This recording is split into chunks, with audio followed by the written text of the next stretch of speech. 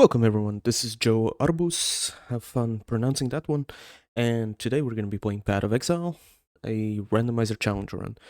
Now this is going to be a beginner-friendly entry, at least the first run that we're going to do, so I'm going to be walking step by step on what I'm going to be doing, why I'm making certain decisions, and hopefully if you've either played the game and didn't really understand it, or you looked at the skill tree at some point and realized, oh my god, there's so much to do, well, this is going to be for you. We're going to just take it step by step and see how far we can go.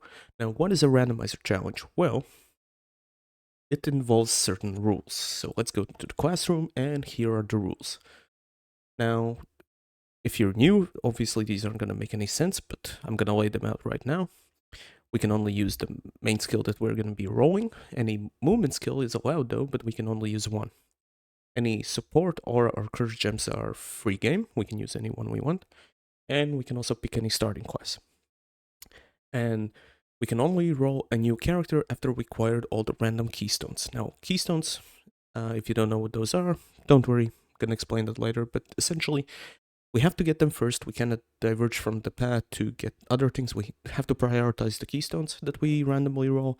The path to them doesn't have to be the shortest path, though. We can slightly alter it, but it still has to be pretty direct. And we can only get the randomized keystones. No more additional keystones. So what does that mean, right? A randomizer challenge. Well, if we go into the randomizer here, we can see here in PoE build roulette.github.io, this is a build roulette. And what it does is if we press this button, it's going to randomize certain things. For one, it randomizes the skill we're going to be using, and it randomizes the keystones we're going to be using. Now, in future runs, I'm going to be using a random number generator, which determines how many times we're going to be pressing the randomize again button. For this one, since it's the first one, let's just maybe randomize it until I get something that I believe I can actually work with, right? It's still going to be a challenge, but it's going to be slightly less chaotic. So let's go over that. So what can we use? Frostblade, don't want too many. I could use this, but I want something that's nice and easy to understand. Alright, Vortex, Puncture.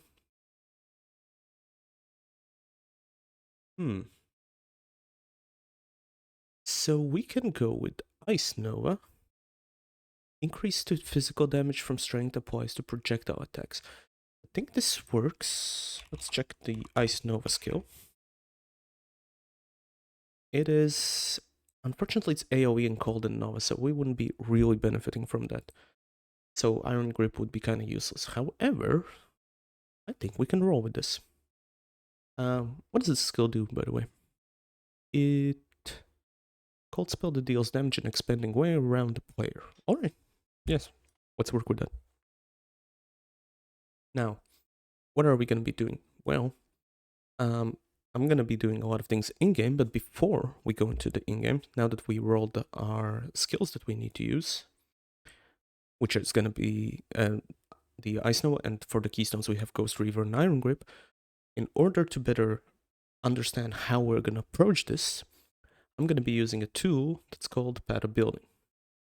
You can download it anywhere you want, but you don't really have to. It's just going to be mostly for theory crafting and illustrative purposes. So if we click the new icon, here's the massive skill tree that we all know and love. And what we're going to be doing is we're going to be now searching for the two skills that we need, two keystones we need. The first one was the Ghost Reaver, right? That's over here. Each energy shield instead of life. Alright. So that's one we're going to need to allocate. And the other one was Iron Grip.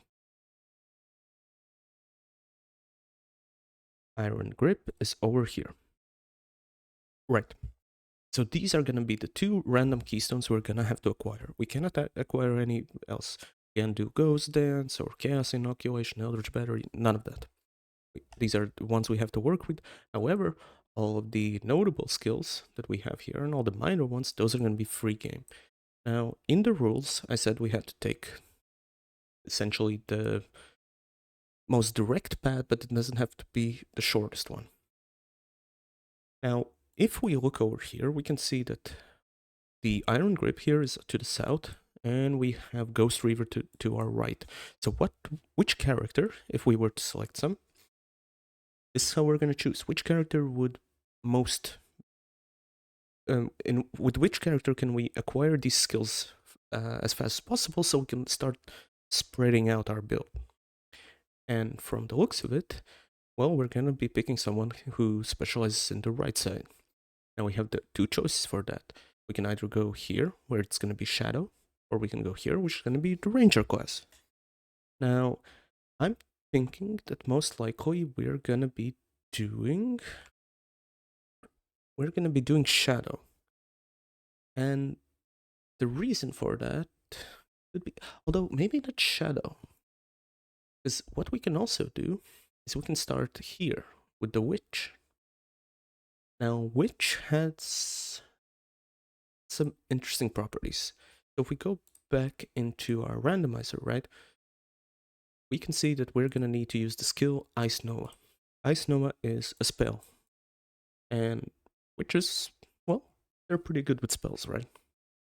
And we're going to be leeching Energy Shield, which means we're going to probably want to focus heavily on Energy Shield. We also have a couple of transfigured versions, but I'm not going to get into those. I will check if they're relevant later, but for now, let's just focus here. So it's an explosion based, and I think we might as well go with the Witch. That just makes the most sense. Witch gets all the access to the important nodes that we're going to need, such as up here, since it's a cold spell, we're going to be able to get more cold damage, and if we want energy shield, there are a bunch of energy shield related ones over here. So I think if we go over here and select the Witch, and cut this off, so we needed the Ghost Reaver, and we needed the Iron Grip. And if you look at it now, well, the tree starts to look a bit more interesting, right? Now, again, we need to take the most direct path. So which one should we go for first? Because we have two choices. We can either go first for Ghost Reaver, or we can get over here and get Iron Grip. Now, Iron Grip isn't all that useful, because the strength damage bonus applies to projectile attack damage, but as well as the melee damage. However, we aren't doing projectile-based attacks. So we're going to probably want to focus first on Ghost Reaver. Now, how do we want to do it then? So we can start over here. Now this is the shortest route, so we can start moving in the direction of it. However, again, I said that we don't have to take the shortest path. We can take a direct path, but it's not necessarily the shortest one. So what I'm instead going to do, I'm actually going to focus over here to Deep Wisdom and remove some of these. If we look at our required level, which is probably going to be somewhere around that in Act 3, it's going to be 28 until we get both of these keystones. And after that, we're able to do whatever we want. We can spec into whatever we want. So it doesn't matter. Now, over here, it calculated that this would be the shortest path. And that's probably true. However, the question is it the best path I want to follow?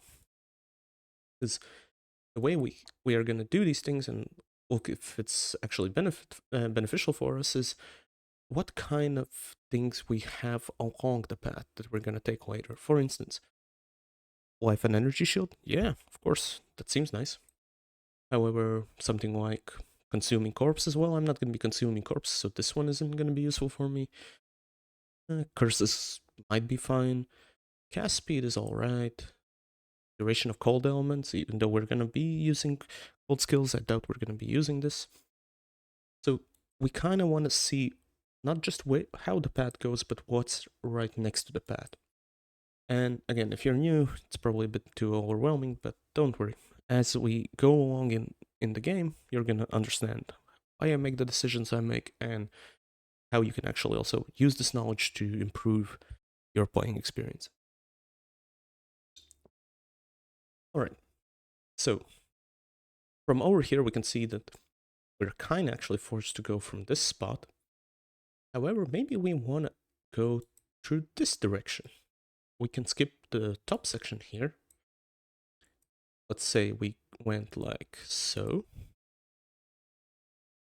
And yeah, we do use one more node because we had to allocate these three, plus this one, instead of these two. But it's a better line because the whole point of not making it the shortest path is just because I don't want to respec a whole bunch. And this one's a bit better because here we can get spell suppression. And yeah, I think there was something about if we have chilled and cold, and if we go this way, we don't just pick up the useless intelligent nodes, we also get a little bit of life and energy shield, which is nice. Now I'm not going to be taking this one though, until I get everything, all the keystones I need. Right, so I think this solves the path towards Ghost Reaver. Now let's look at the path that we have towards the Iron Grip. Same thing applies here as well. This is the shortest path, but it's the best path. Well, we are going to be going through some energy shield, which is nice. Over here, we're going to get some mana, and we're going to need some of the mana mastery. Then we're going to head into here, grab a couple of strength ones, but we do pass another life. Odd, so I think this path works. So this is going to be our starter build. We're going to need level 30 to get here. And I'm going to show you how you can do this without even worrying about the tree, because it's not like we're going to be getting any major benefits, right? If you look at most of these, it's just intelligence, dexterity, intelligence, intelligence, right? Not a lot of these things are just pure power. So if you're someone who started this game and looked at the skill tree and wondered, oh my god, what am I supposed to even do? Where do I go? I'm going to show you that it doesn't really matter at the beginning what you pick up out. What matters most is your understanding of the fundamentals of the game, which of course if you're new, you have none, but in general, that's what I'm going to be providing. Alright, so now that we've done with that, I think we can just go into Path of Exile.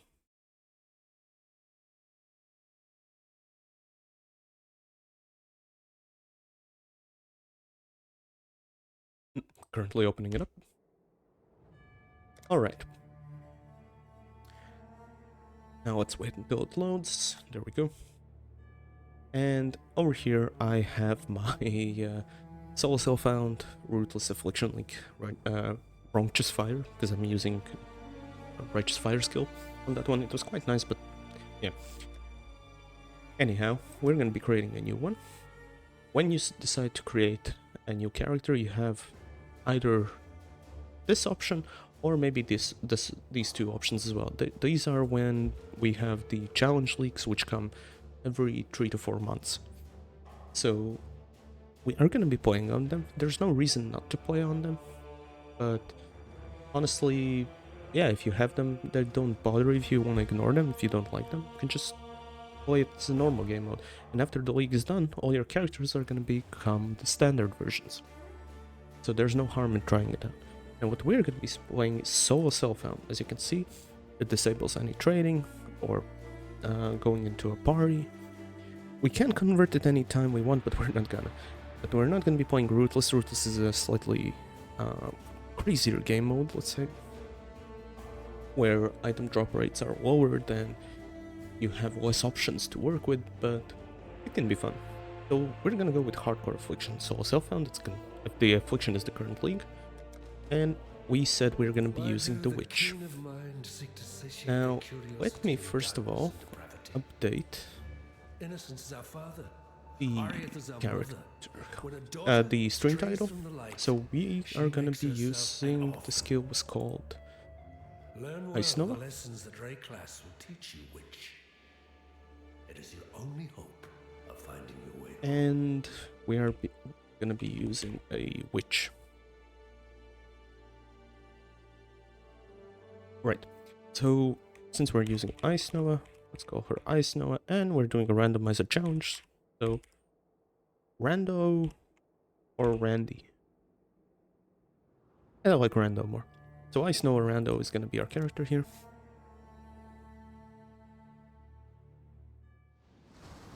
And here we wake up. Now I'm going to skip the tutorials because I'm going to explain these things myself. Let's close all the windows, so this is where we start, right? Okay. Now, use our mouse to move around, mostly. So let's grab the wand. Character automatically equips it, and it's over here. So we can see the wand with physical damage 5 to 9, critical strike chance 7%, attacks per second 1.4, and it has 8% increased spell damage. Now those stats mean different things based on what you kind of use, right? So let's see, if we talk to this guy, and I'm gonna skip his dialogue, he gets eaten by this hungry corpse. Now we have our stick in hand, we're able to just click on him and kill them. And for that we're rewarded with a skill, Fireball. Now we can use this Fireball, as you can see it's a projectile, it's a spell, it's AoE, and it's fire, it costs mana, has a cast time, all the usual stuff, it has some damage, it can ignite, lots of complicated things, right? But what we can do is, since it's a blue gem, we could put it in a blue socket in a weapon, right? As soon as we did that, now we over here have Fireball, and it's already bound to our right mouse button, so here we just fire the Fireball, right? Now we can see we did take some damage, right? Our current life, which is shown over here, if you don't see this option, you can go into options, UI I believe, and you can set everything like show mana levels, you can also put life bars above the enemies, really good stuff, so customize it to your preference. But yeah. Currently we're 47 out of 57 life. We do have some small flasks. We can either click on these manually, or you can see that there's little numbers to them. Those just represent the hotbar. So if we press 1, there, we held some life. However, we did use some of the charges. You can see it has 14 charges. It used to have 21, but we used 7 of those. So we're able to use this 3 times before it's empty. So charges are regained killing enemies. So if we kill a couple of these enemies, we killed 1, right? Now it has 15 charges. So you never run out of these potions, you just run out of the charges, which you have to refill by constantly attacking. Now, this is life, of course. Over here we have mana. You can see our mana is slowly regening. However, if we keep casting, right? I need more mana. Yeah, I need more mana. So what are we gonna do? Well, first of all, I realized that while I was explaining that, I didn't switch to the correct layout. Here we go. Here's life. We have now 57 out of 57. Sorry. My first, like, serious stream, I guess I could call it. So some of the things aren't probably gonna be too nice, but I mean, you get the picture, right? Anyways, over here we have mana. It slowly recharges. We are given 1 small flask, so if we pop it, recharges our mana. Now here we're gonna pick up an iron hat, and it has armor on it. Now armor is gonna help with physical damage. We also opened the chest and we found something called Arkansas support. We aren't gonna really be looking at these supports with this gem, but in general, the way you usually build in this game is that you have your main skill that you want to use. For instance, I really like Fireball, I like the way it fires, right? But I want to buff it up. Maybe I want to have 3 fireballs, or maybe 5. Or maybe I want them to inflict some kind of ailment, or do other things, right? Well, we can do that with support gems. Most support gems just have support at the end of them, and they have different kinds of uses. Some of them have cons that have, for instance, big cons and pros, basically. Now, as you can see, we can now slot it in here, right? Now, if we use our right mouse button, we can slot these out. And the important thing is that you see that we have 2 blue gems here, right? And they're both now inside of our wand. However, over here, in our fireball, you can now see the little N here. That means it's linked to this support gem. Now, what does linking mean? Well, you see this little arrow right here. No, not the arrow, but I guess a bridge between these nodes. That means these 2 nodes basically see each other. And if, well, this isn't a great example because this one also has it, but let's say if it wasn't here, if this one was blank and there wasn't a bridge between them, the support would not be able to see the fireball, so it wouldn't be able to help the fireball skill. So it's important for your gear to not only have enough slots and the correct colors to put all your support gems, but also for them to have all their slots linked, if that's what you want, of course. Now let's get going. We can kill a couple of crabs. We even dropped a shield. And since we equipped the support gem, you did notice we gained something called Arcane Surge. It gives us increased cast speed, and I believe it's movement speed as well. Let me check. No, it's mana regenerate. And that only comes from the fact that we equip the Arcane Surge support. So there you can see how support gems can be more useful, right? So let's keep heading further. We can kill a couple of these guys. And if we run out of mana, like so, we are just going to be using our main weapon, right? So let's refill our mana. And a couple things over here. If we click on these slots, the QWERT and left, right, middle mouse button, we're able to see that we can select. If we rather have our fireball on our left mouse button, we can set it like so. Our default attack could be here. I would suggest, once you get your first skill, to just put it from default attack to move only. The reason for that is because you're going to be moving around, and if you accidentally click somewhere, you're going to be attacking instead of moving. It's on an enemy. For instance here, oh, I actually want to go, but he's going to, well, I guess I need to put it on attack. See? He's attacking even though I wanted to move there, right? It's better to just put it on move only. But another thing you may want to do is, let's look at here. So I'm currently standing here, and let's say there's an enemy here and I want to fire at him. Well, I can't. Because this isn't the best example, because of the fireball skill. There are some skills that they only have a certain distance between them. So for instance, let's say the fireball skill only goes up to here, right?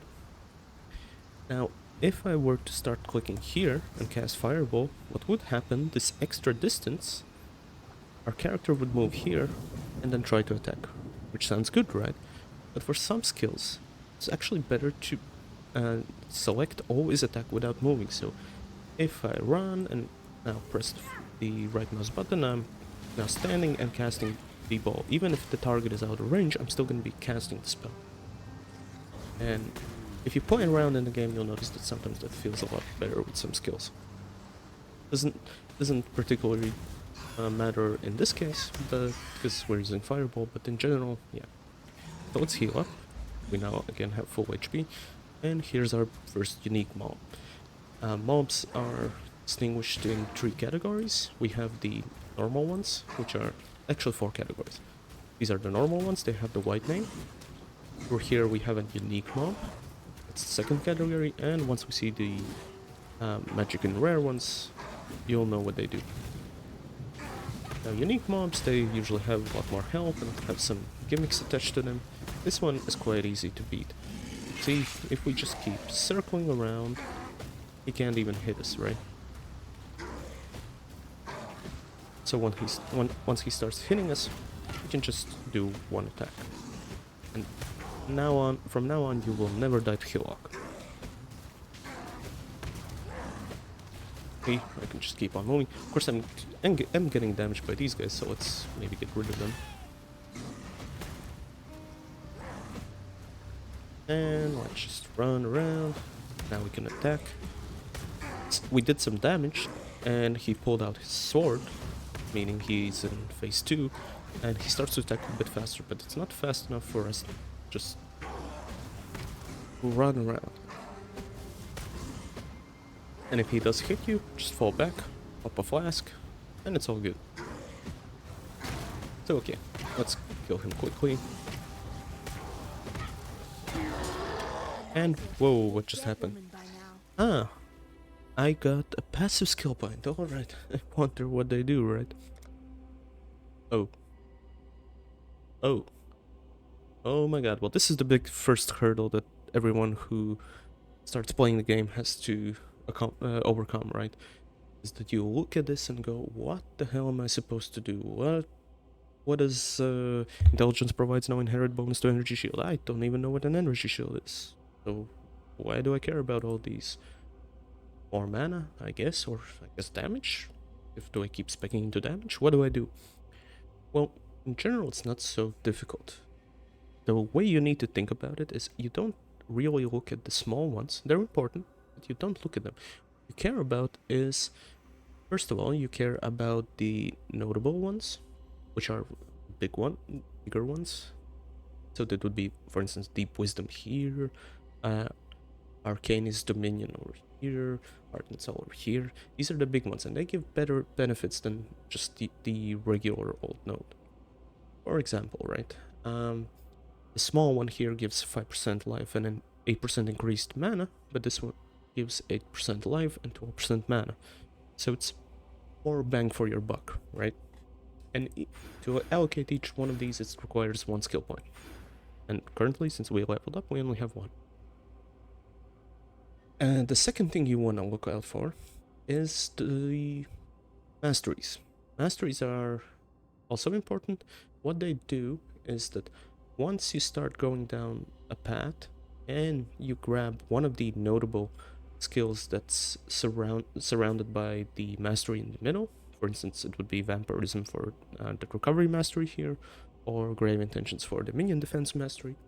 Once you do that, you can actually allocate one of these 6 to 7, depends on the node, or maybe it's always 7. Oh, I think it's, yeah, here it's 6, and here it's also 6. Just can't count. You can allocate one of the 6 things that maybe interests you, right? So that's also another way to look. For instance, okay, so where do I want to go? I start battling with monsters and I realize, damn, I keep popping flasks, but they keep damaging me. I kind of really need to naturally regen my HP. So we can now check. Oh, hold on. Over here we have Recovery Mastery. And if we allocate the last one, we regenerate 50 life per second. Yeah, that's good. Now we check the benefits here. Oh, we get life per enemy killed, some damage recouped as life. Alright, so if we were to go here and then here, that's how we would solve that issue. Your skill tree solves issues. That's the best way I would classify it as. Now you need to just decide what kind of issues you'll be facing. Now, in our case, our issue is that we need to get to the 2 keystones. The first one was over here, the Ghost Reaver, and the second one is over here, Iron Grip. And as you can see, even though we started up top, here in the middle, we can still cross our way, right? Get to the Iron Will. Was it Iron Will or Iron Grip? Iron Grip. Oh. Would have been nice if we rolled Iron Will. Anyway, that's a different tangent. So let's grab our first node. So we decided we're gonna go over here, which is Energy Shield and Mana. So let's get that. And as you can see, as soon as we click apply points, we gain a little bit of shield. That's the Energy Shield, and our mana increased. Over here we have a couple of items that dropped. Now, let's look at what we need. So some of these have different colors. I am using a loot filter. If you don't know what that is, don't worry. It essentially just hides a couple of really bad items and shows you which items are good and which aren't. So what are we gonna be needing from this pile? Well, we don't need a fist. We are a magical user after all, right? We can take the shoes. We don't have any current shoes, so why not? It gives us a little bit more energy shield. It gets automatically equipped here. We get a different wand. If we pick it up, we can check to see if it's better. Well, this one has 8% increased spell damage. We're using spells, right? This one has 10. But unfortunately, we cannot use our arcane support because it only has a blue slot. And these two are green and red. We don't have 2 blue slots.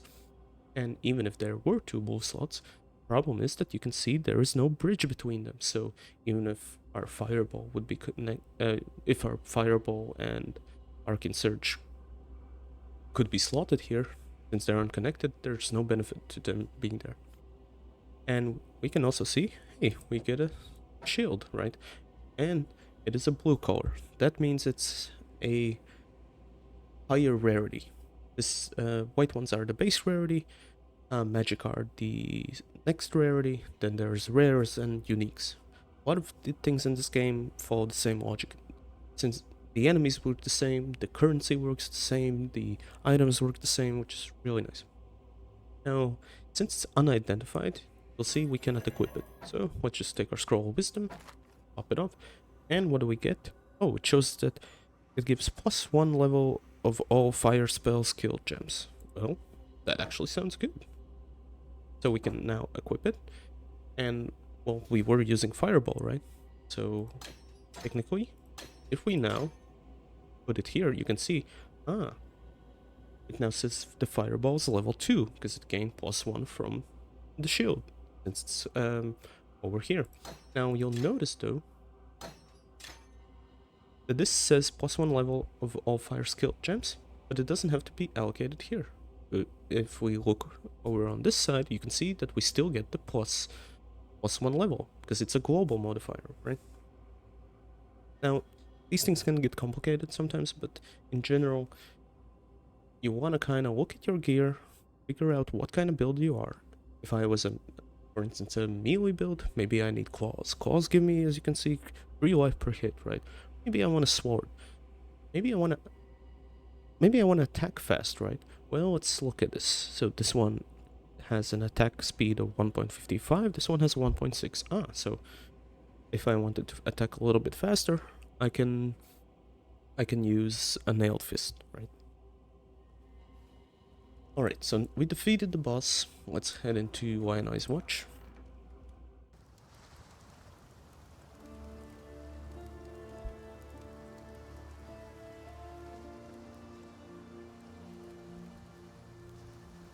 Over here you'll see your stash unit. It's gonna look a bit different to yours, because I've been playing a little bit here, but in general you're gonna have up to 5 slots. And if you want more, that's the unfortunate part, you're gonna have to buy them. You can have stuff like a tab for all of your currencies. For instance, here we had the Scrolls of Wisdom. Well, I have a couple of Scrolls of Wisdoms in my stash tab, so I can just pick them out. We can talk to NPCs to initiate questlines. That's gonna help you figure out where you need to go. But it's also not important. Most questlines actually can be completed only by talking to the NPC at the end. So here we have Nessa. We can purchase items from her. You'll see there's a wide selection here. We can maybe grab a better wand if we see it. For instance, actually, this could be a better wand. See, it has 11% increased spell damage. If I press Control, it compares it to my current one. So 11 versus 8% is a lot better, right? And it also gives us an additional 11% increased spell damage. So that sounds like a good deal, right? Or we could take something like this, which is 11% spell damage, which is better, but it adds 1 to 4 cold damage. So we're going to be using cold skills, so adding cold damage also is great. I think I'm gonna be taking this one, and as you can see, we can use this one compared to this one, because again it has the bridge, right? And we know it works because it has a little icon here. And maybe we want a ring. At first, when you get here, you only have 3 Scrolls of Wisdom, so kind of evaluate what you really need to buy. But in general, yeah, we can look around. So is there maybe a good ring? Well, we can check this out. We know we're going to be dealing cold attacks, right? So we could take this one. However, there is a slight difference here. This adds damage to attacks, but we're not doing attacks, we're doing spells. So in reality, the 1 to 2 cold damage wouldn't even be applied to our spells. So that's a key difference to keep in mind. If this red adds 1 to 2 cold damage to spells, then we could be able to benefit from that.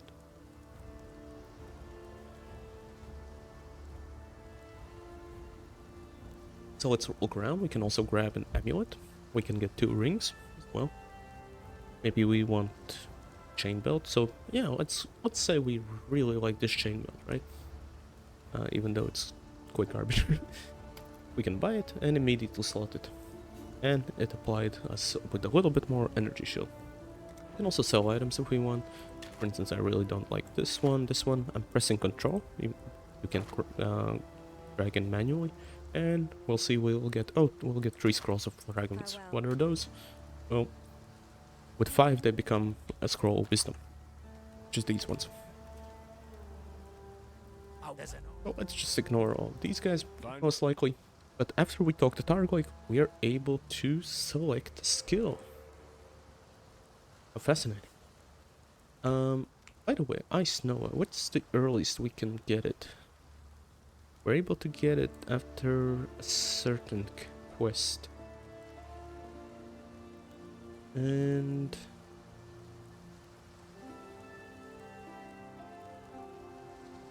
guess we'll see. So since we're unable to get the gem at the start of the game, we're gonna be using a different cold spell as a placeholder, essentially. So I guess we're gonna go with Freezing Pulse. So now we can switch it with our Fireball. And this one doesn't gain the +1 level, because again, this one was to only fire spells, but this is a cold spell, right? And we don't need this Fireball anymore. And we can head on over to the coast. So, Energy Shield. Well, what does it do? How does it compare to life, and how does it compare to mana, right? Well, with mana is kind of separate. But let's let these guys damage us. You'll see that... Okay, they broke our Energy Shield. And if you saw that, by the way, this is how the spell looks, pretty great. The Energy Shield is independent of life. What it does is that once you get damaged, it takes a little bit until it starts regening back to full. And I guess a good demonstration would also be... Find an enemy. Okay. Please start attacking. Alright, now we have 59 life. We are missing some. But as you can see, our Energy Shield can go above our life. So basically it acts as a protector of our health. And there are ways to increase the amount of the Energy Shield, how fast the recharge happens, how much time does it take to recharge fully, all good stuff. There are even ways to make it so that your Energy Shield applies to your mana. Some of those builds can be quite crazy. So, we've been killing enemies, and while we've been doing that, you'll notice that... Huh. It's now level 1. What does that mean? We look over to our skill, over here on the right side, we'll see that we can now level it up. Now what is it gonna do? Next level requires only level 2. So this wouldn't be a good example here. But in general, as you level up the item, so right now it's 8 to 12 cold damage if you level it up. And get it. Now it's 9 to 15 damage, so our base damage just increased. We're going to be doing more damage. There is a drawback. Most skills tend to use higher and higher level requirements. Blue gems require higher intelligence, and green ones require more dexterity, red ones require more strength.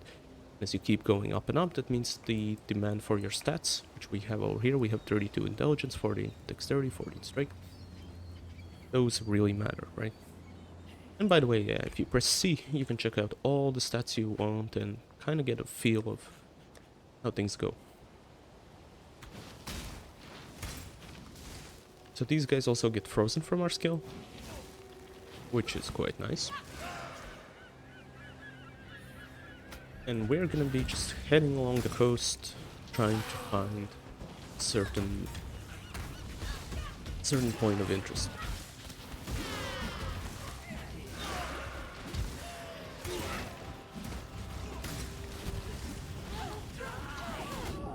And we died.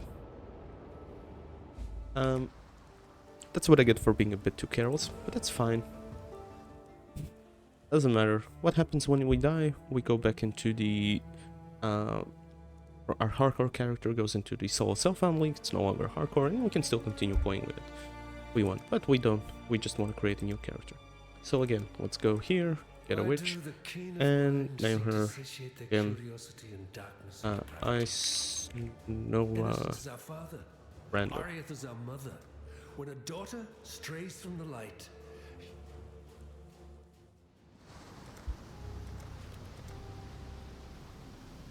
The very It's sad we lost our one, but it's not a big deal. There's a power here that welcomes you. So let's kill this guy. Wipe our The fireball. dead will soon rise for me, not against me. Switch to move only, so it's easier to move around.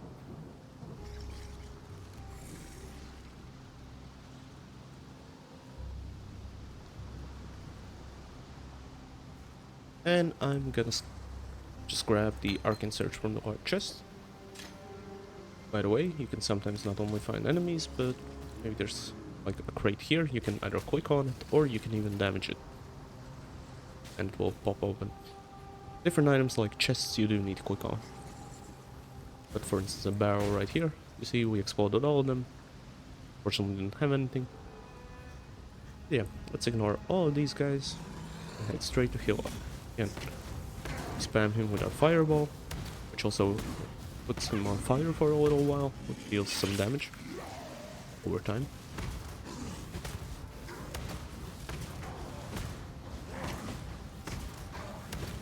And if we keep circle strafing, eventually he's going down. And I thought I'd be Yep. a dead woman by now. So again, with skill points, we know we are gonna pick Energy Shield and Mana.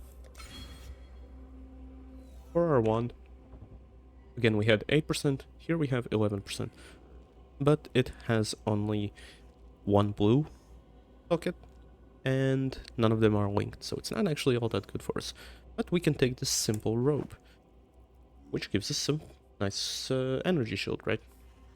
Let's pick up this as well. We don't need the bow, we're not a bow user.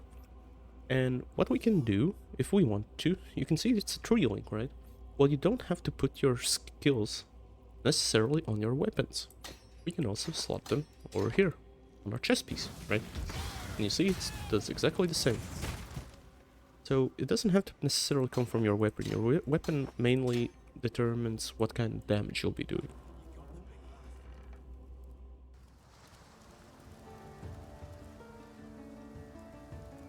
So again, we could talk to these guys, I guess I will. Do I want to buy anything? I can check. Is there anything good? Ooh, we get an interesting one here.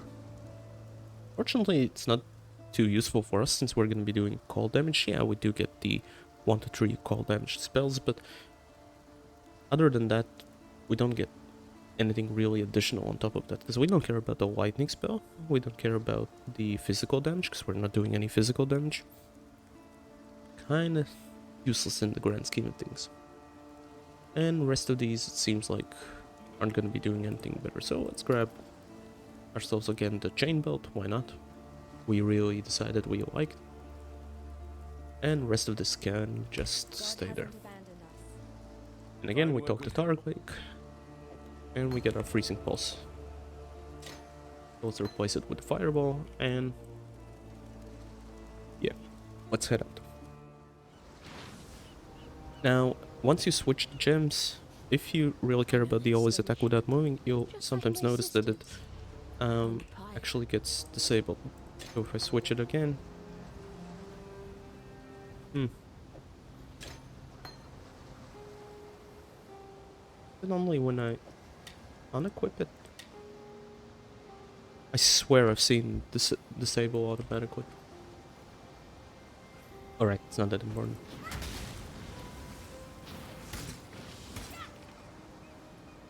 So, we showed how dying works. It's not that tragic, especially in the beginning.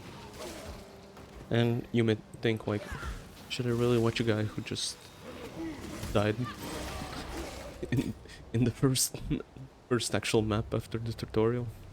Don't worry. I've beaten the campaign plenty of times to know how this game works. Just that playing slowly and trying to show a bunch of stuff is a bit different. So let's keep heading around. If you can see the mini-map is up here, if I press tab, it expands the map. And we can even use the arrow keys to move around, in case some of the maps can get quite large, so that can help. Now the nice thing about, of course, playing with something like Magic User is that a lot of your spells are able to attack enemies from afar. Same goes with, let's say, a bow build. And we also now got our Freezing Pulse to level 1, which is good. And this is another unique enemy. It's the Fire Fury who killed us last time. But this time we'll keep our distance. And you'll see when she bashes her staff, she summons a rain of fiery... I don't know what those are. No, I guess projectiles, right? And sometimes she dashes forward, leaving a trail of fire. Don't want to be stepping into them. Now the nice thing though is, even though we do get hit a couple of times, well, you can see with energy shield, yeah, we lose a little bit of energy shield, but if we keep avoiding these attacks, after a while it recharges. Great. She also dropped a rare Twig Spirit Shield. Rare items are better than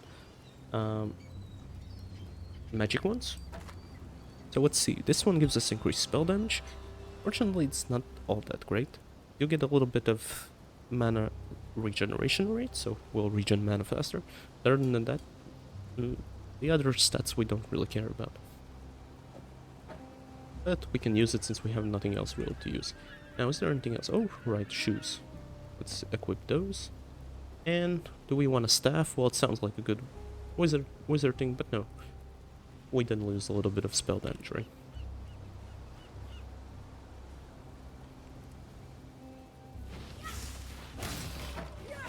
However, over here, hey, we have Scepter, and now we'll be able to see. Maybe we want to use this item instead. So let's compare the two, right? This is a basic one. It doesn't have anything else apart from 8% increased spell damage.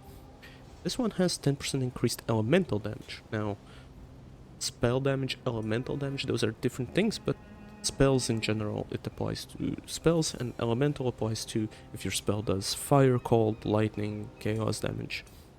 So we're going to be doing a cold spell, which means the 10% increased elemental damage is valuable to us. Plus, we also get 17% increased spell damage, and it has 2 blue slots connected, so it's basically a no-brainer. Yeah, we're gonna get an upgrade. And I'm gonna show here, if we hover over the freezing pulse, you'll see that currently it says that our estimated DPS is 23, the cost of this skill is 6 mana, and cast time is 0.65 seconds. It means that if we keep holding it, every 0.65 seconds we're able to cast it, right?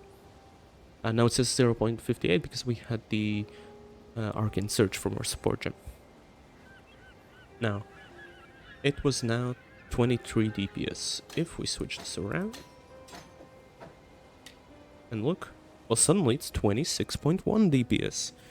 And this number sometimes is kinda unreliable for certain things, but in general, yeah, it works great.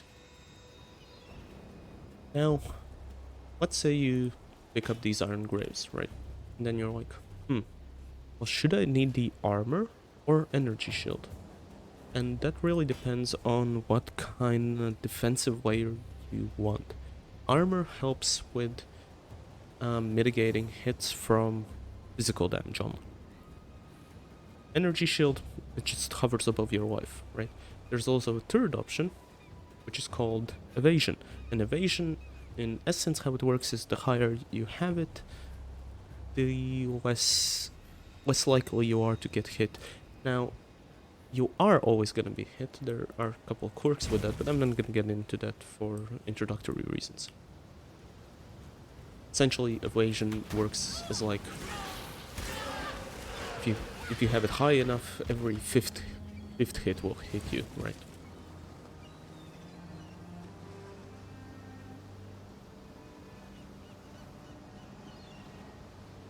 So, we kept wandering around the coast, and in our map we suddenly saw 2 things. One is a waypoint. If we press it and activate it, now we can fast travel back to town, for instance. So we're back in town, and if we want to, here we can see we can travel to the coasts. Which is good.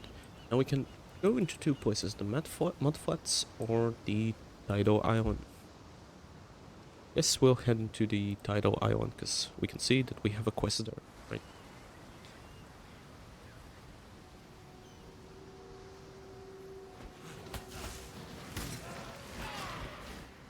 Every time we kill these enemies, we can see we gain a little bit of XP, right?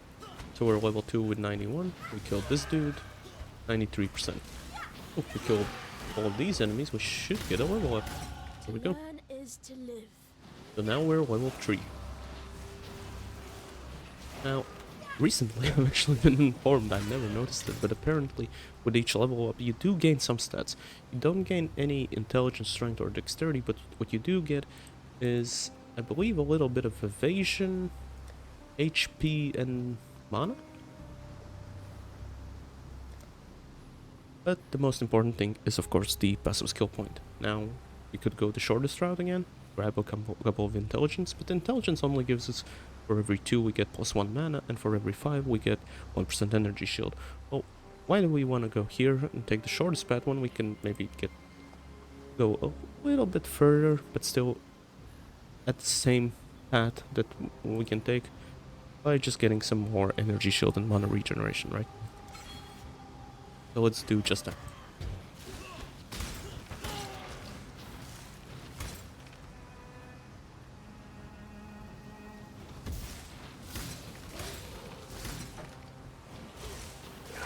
Now we do keep dropping some items, and it may be tempting to always look at them like, oh, over here I have 17, but this one's 18. Well, yeah, alright.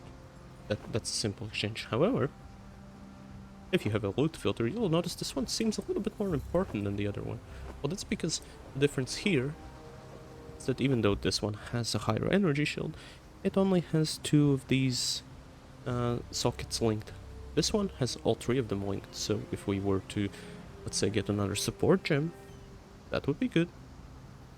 Because both those support gems would then support our main skill. And on this gear, it just simply won't work. However, there are ways to go around that. We'll look at them as they come.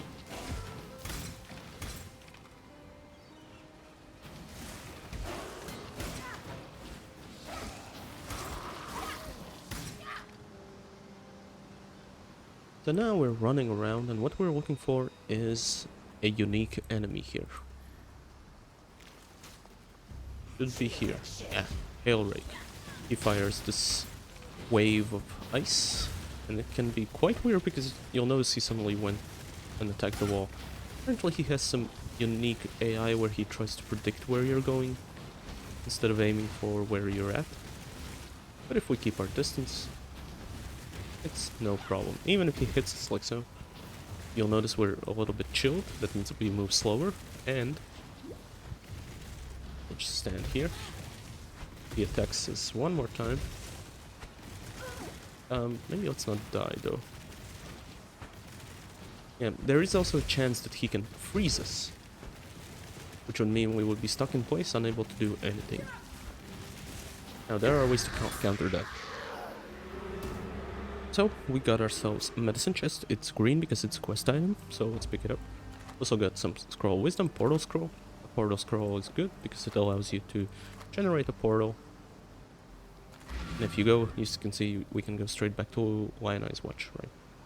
We also got a couple of interesting pieces. For instance, this hat, right? We know this hat is of rare quality. That means it probably has more additional things on top of it. So let's check it out. Alright, unfortunately we can't equip it. It requires level 4, but it does give us 12% increased armor. Now that 12% increased armor only applies to the armor of the item. As you can see, the main stat is 12 armor. It can roll between 9 to 13, but with the 12% increased armor, it's now 13. We would get also 15 maximum life, 10% increased rarity of items, cold resistance, so yeah, it's good. Let's just keep it for now. And this item, unfortunately, I need to get some more Scrolls of Wisdom. And since we did that mission, we can also talk to Nessa, and she'll offer us 3 choices. We can either take the Life Flask, which is better than our Small Flask. We can take a Mana Flask, or we can take a Quicksilver Flask. Now we're going to be taking this one. As well as we get a choice of another support gem. And the nice thing is, you can see that once I hover over, you can kind of see which support skill will work with our main skill that we currently have. We're using the freezing pulse, so chance of poison will apply to freezing pulse. Summon phantasm will apply to freezing pulse. However, unfortunately infused channeling doesn't work, as well as spell cascade. We can, I guess, maybe get elemental prolification if we want, right? So let's take it, and What little help I can offer is yours. afterwards, once we do a couple of these quests, if we press purchase items, you'll suddenly notice there's a second tab. If we go here, we can buy all the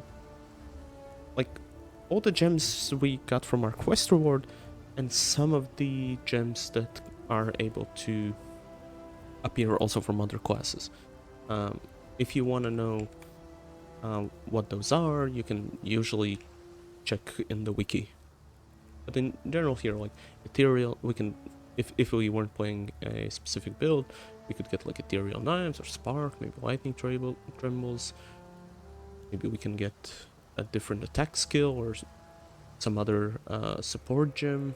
For instance, here we have volley support, right? It even acts with our freezing pulse. Maybe, you know what? Maybe we'll take that. We know it works, and we have this piece over here which has 2 blue and 1 green, and this is a green support gem, so we'll be able to use it with that. Take care. So, So that sounds nice.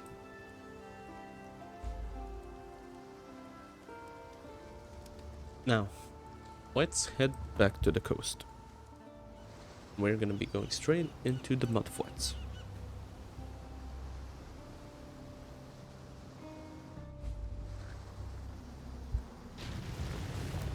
This can be a dangerous area for beginners, and can even end badly if you're trying to rush through it as an experienced player.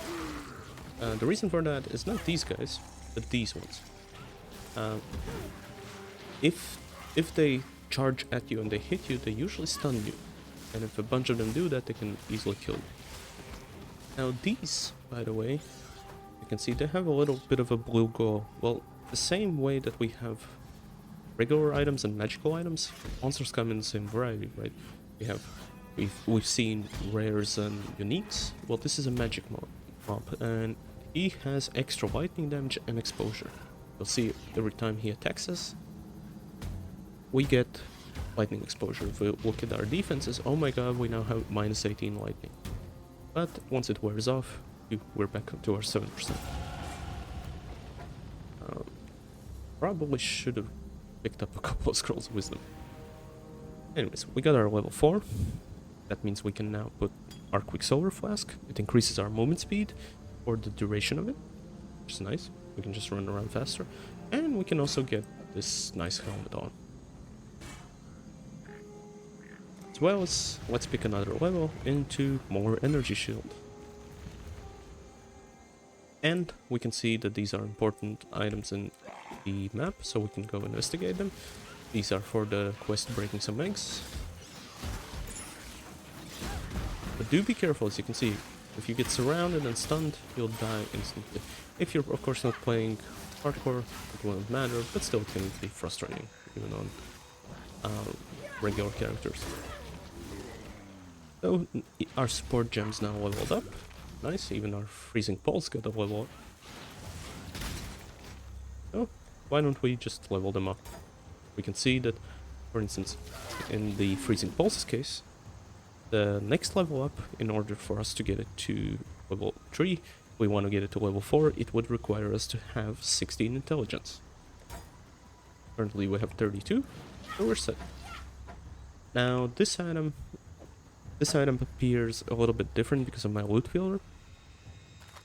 What essentially it is an indicator that this item, if we sell it, we're going to be able to get one of the currencies. And I'm going to show how the currencies work after I do this quest.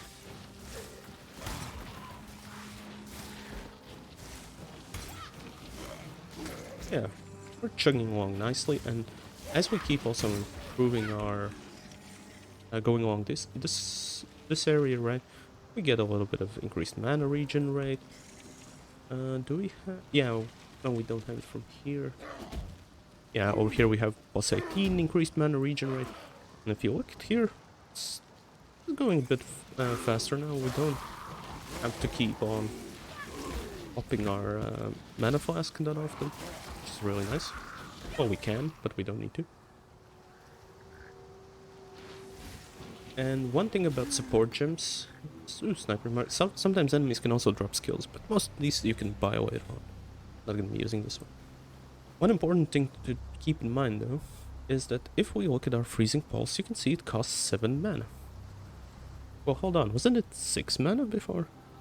When we were checking our DPS. Well, that has to do with our support gem.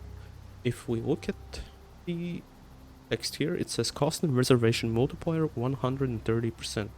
That means if our skill requires 6 mana, right? Once we add support gem and it is linked to our main skill, that means increases that cost by 130, and it keeps multiplying with other support gems. So now it's 7. If we were to get a third one, we can show it right here. And switch over to our chestplate and add the volley support skill. You'll see now that it's 10. And by the way, the volley support skill, it's really good for projectiles. As you can see, we shoot now 3 projectiles. They do slightly less damage, but you can see that our overall area of attack is greater. And yeah, 3 projectiles are always better than 1 projectile, right?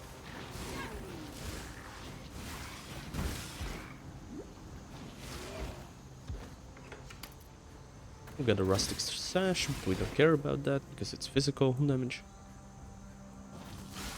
After a while you'll get a certain feel for which items you need to pick up, what you need to check out. But in the beginning, don't worry about wasting your time and looking at everything. Oh, a leather cap, what does it do? Oh, it's evasion. Do I want evasion? Well, maybe, but I'm not going to be using this one because obviously it's not rare. We currently have a rare helm, so I'm just going to skip that.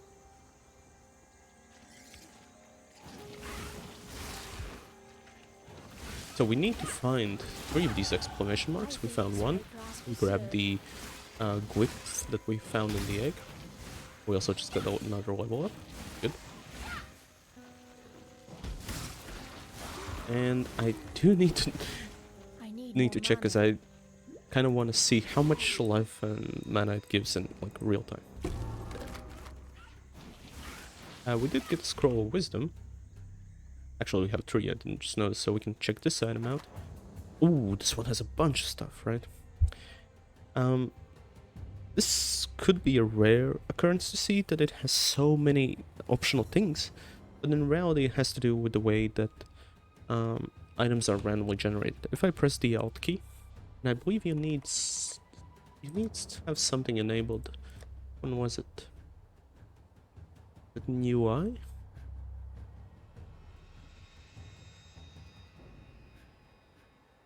One of these options is where you can toggle to show the additional stats.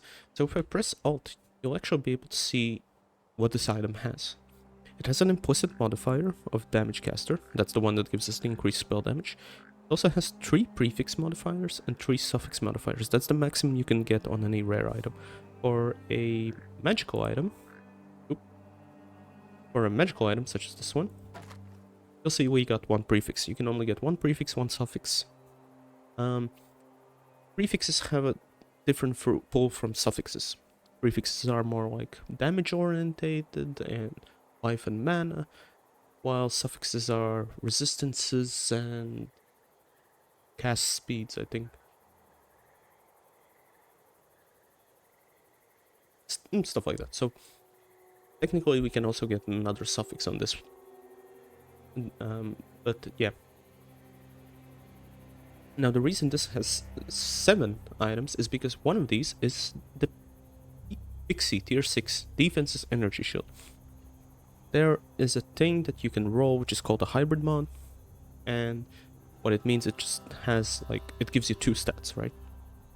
And sometimes those are really beneficial because later on when we're going to be doing crafting, where you can craft stats on your items, hybrid mods are good because they don't disallow you to craft the thing that's already on the item. Alright.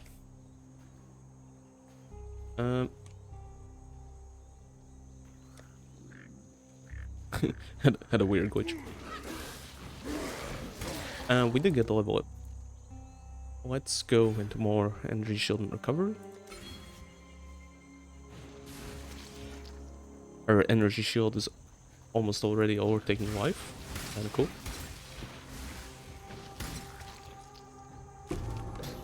And we get ourselves an Orb of Augmentation. Well, what the hell is it? Augments a magic item with a new modifier. Well, this is one of the currencies we can use, and that's the one which we can use on this item. So, as we saw, this one has one prefix modifier, but we know that magic items can have a prefix and a suffix modifier. If we use this currency here, oh, you see, we got plus 11 strength, and it added a suffix modifier. Now, this only works, specific currency only works on magic items, but there are different currencies you can play around, read their descriptions. In general, you'll find out what it does.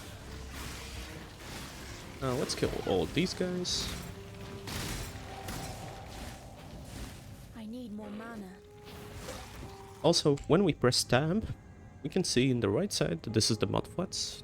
This is monster level 4, meaning that the monsters in this region are level 4, so we can kind of use that to compare against ourselves. We're level 5, so we must be good, right? And the rest of this is kind of like where your server is at and what kind of league you are. Now, I guess I'll head into fetid pools. Don't really need to, but I'll do it for content's sake. So the objective here is to kill everyone. And here we have a rare enemy. Ooh, he has a bit more HP, right? And he also has 2 of these modifiers. He has lightning and shock resistance, so if we were dealing lightning damage, we would be dealing less damage to him. And he deals lightning damage himself. Extra lightning damage. As well as inflicting exposure with each hit. Okay. So we have these wool shoes, right? But now we picked up magic shoes. They have the same 6 energy shield, but they provide the bonus of regenerating 1.9 life per second and 19 mana, so just an easy upgrade, right? And I did drop it. The reason why it's not showing is because of my item filter, but if I press Alt, you can see that it's right there. So let's start clearing. As you can see, it's the kill all the monsters in the fetid pool. Our current location, right? Fetid pool. Now, this is a sometimes frustrating quest for some, because you could run around, kill all the monsters, and then suddenly realize, wait, how many are remaining? What you can actually do is type /remaining, and it will show us that, oh, we have more than 50 monsters remaining. Alright, so let's look for them.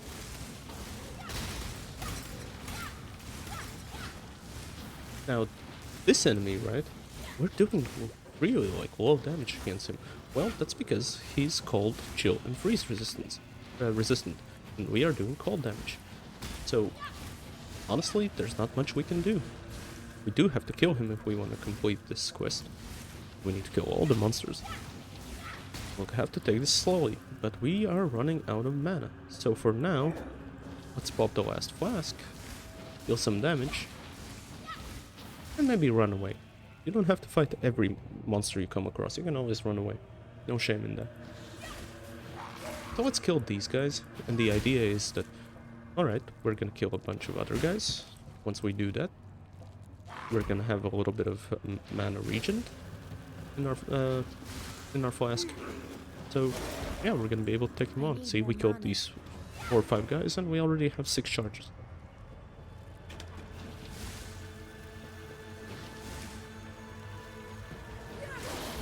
So again, now if we check remaining, oh, still more than 50. Alright. I'm gonna check this spot in case there are some. There are.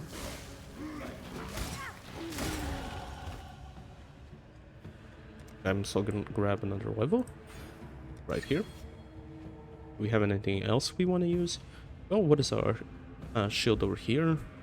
Maybe we want to use this shield that we got with that many modifiers. Alright, it has intelligence, increased energy shield, as you can see. Again, that's a local modifier, so that's why it has 8. it rolled a 7, but it has 11% more, which is basically +1 rounds up. It will also give us some lightning resistance. I think that guy deals lightning damage or fire damage. So this seems like a no-brainer to upgrade to. And let's do just that. Now, this could be better because of the sockets that it has, but we aren't currently using that many gems, right? So we don't care about that. And other than that, we can check out this staff. We can't, we don't have scroll wisdom. Oh well, what are you gonna do, right? Now, where is that guy? Here he is. Let's keep attacking him.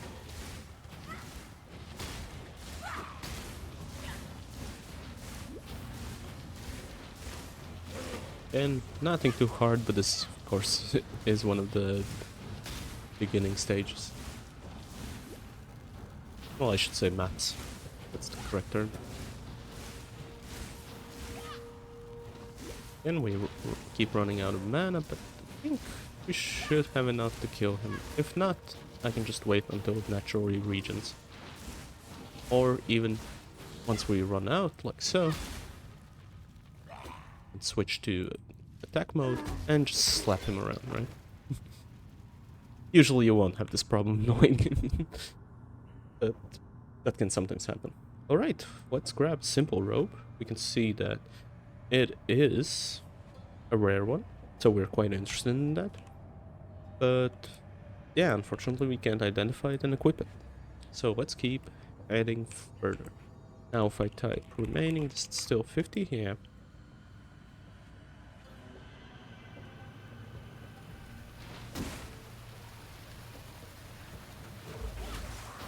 And over here we have the Necromancer. He keeps summoning these dogs, and you'll see this kind of enemy really often. They can be quite annoying because they keep summoning skeletons, but this guy is not so bad. Only issue seems to be that we're kind of running low on mana. I need more mana. And that's mostly because, yeah, our cost keeps increasing as we equip more support gems. We need 10 mana to cast the spell, well before it was 6 mana, right? And if you keep running into this problem, well, maybe then you need to start thinking about, well, how I can get more mana. And there are two ways, essentially, either through gear or from your skill tree. Nice thing though is that every time we kill any of these guys that he summons, we do gain a couple of charges. Which means if we keep attacking the little guys, we're able to pop a flask every now and then and get some mana back. We don't have to just wait for the natural regen. Now we have 6. Still 6. Is it only when we attack the main guy? Oh right, it's only when we attack him. Or maybe that was a fluke, who knows. Maybe it's not guaranteed. So we killed him, and now we have to just wipe out the rest of them. When you kill a unique enemy, your flasks are gonna get recharged by a bunch. Keep that in mind. So again, we get another one of these. Too much clutter. Unfortunately, I have too much inventory. No problem, we can just rearrange some stuff. Let's put this stuff here. And there we go. We found a use. I found a place.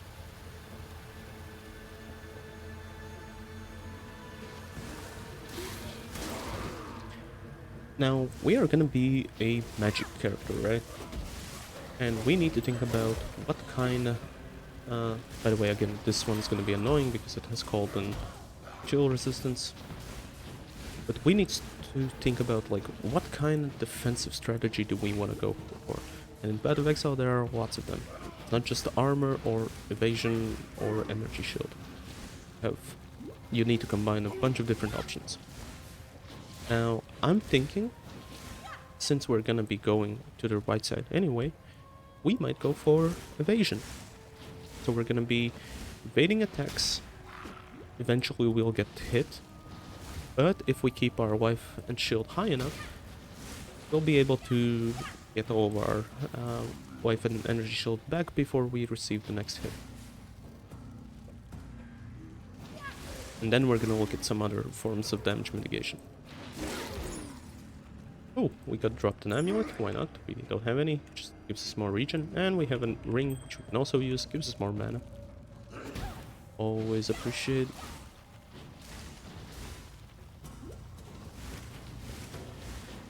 And you can see suddenly, yeah. I need more mana. I think with the more mana you have, the better your regen rate is, because it's a percent regen. So the bigger your pool, the more mana per second you regen. So now that we increased our total mana count, yeah, we're just gonna be able to attack slightly faster. Don't have to wait as long. But it's getting a bit annoying, so let's just smack it. And when we're smacking it, it actually does the physical damage of the weapon, which is 8 to 11, right?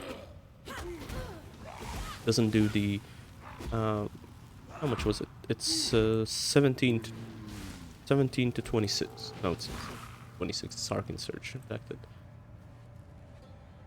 It is 12 to 19, which is then modified by Arcane Surge, which gives us 11% more spell damage if we have the Arcane Surge, and Volley Support, which unfortunately decreases our damage, but it gives us more, of course, projectiles. Again, some of the support gems have pure pros, some of them do have cons. Alright, so here we have an armor range, so we can take it. Maybe it's better than our current one, we don't know. We'll have to find out. Now let's kill a couple of these guys and see. If we now type again remaining.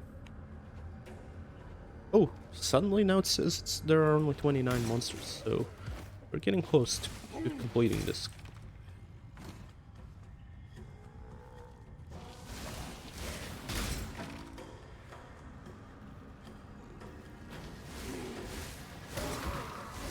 So let's just keep clearing all these monsters. Always check the corners, because you never know. Yeah, like so. Maybe a couple of enemies like to keep to the walls. If you don't, then it's gonna be annoying. You run away, you run around in circles, unable to know like where the hell are these guys. And we only need to kill these two monsters, and bam, we did it. We saved the world, and we got a pair of gloves for it. Fortunately, not guaranteed as a reward. I think we did have. I guess we didn't. Thought we had one more portal scroll. We do have a wisdom scroll. And what do we want to check? Do we want to check the simple robe, the scepter? Let's check the scepter. So is the scepter good for us? Well, let's evaluate, right? Again, has 10% increased elemental damage. That's good. In comparison to our current one, that's the same, right? Gives us 12%, 12%, but plus 12 intelligence. Alright. 16% increased physical damage. Again, that only applies locally. It adds 2 to 4 fire damage. Well, do we need the fire damage? It doesn't get nullified if we use cold spell, because yes, you can have cold spells that deal fire damage as well. But it's kind of like nothing. Like, we don't really care about the 2 to 4 fire damage. It doesn't do a whole bunch for us. And the 11% increased lightning damage, yeah, nothing fancy there. It's nice that we get increased mana regen rate, but other than that, and the accuracy that's there, I don't care about any of that. Our one's better, so even though this is a rare one, it's better to keep this apprentice one. And we can even see, now we have 30.9, and now it's 26.9, so we actually lose our damage per second if we equip this rare staff. So that's why you need to be mindful of not just, ooh, I like rare, I'm gonna use the rare item. That's actually on the rare item. Now, in this case, we didn't want to sacrifice our damage, but this of course has other benefits. It gives you accuracy, mana regen, and intelligence. If you're lacking on intelligence, maybe you really need that to maybe level up your skill. if that was dexterity, for instance, well, if I equip that, then I would be able to upgrade voice support to the next level, because you can see we are level 6, but we do require 15 dexterity, and currently we are on 14.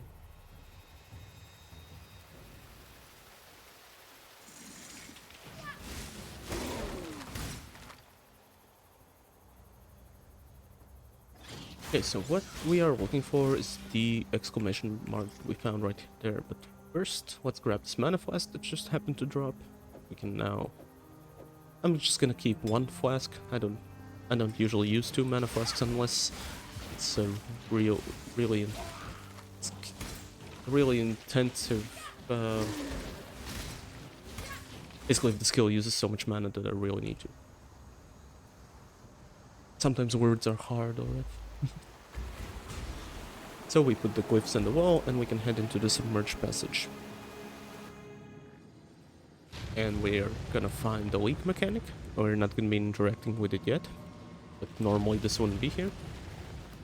So we're just gonna ignore it, head to the waypoint, and let's go back to the town, because we did 2 quests, and we want to get the rewards. First, let's clear out our inventory, because it's quite cluttered.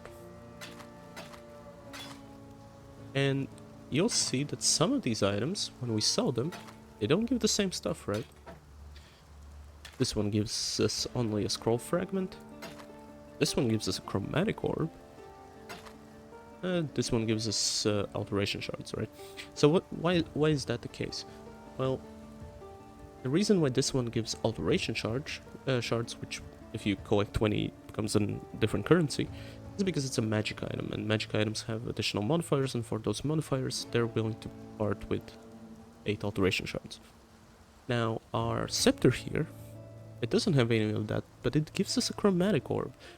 Reason for that is that I think it has to be that you have at least 3 of the slots linked on an item, and you have all the 3 colors. So on this item, right, we have the green, red, and blue. This one has green, green, red. That's why this one doesn't sell for a chromatic, but this one does.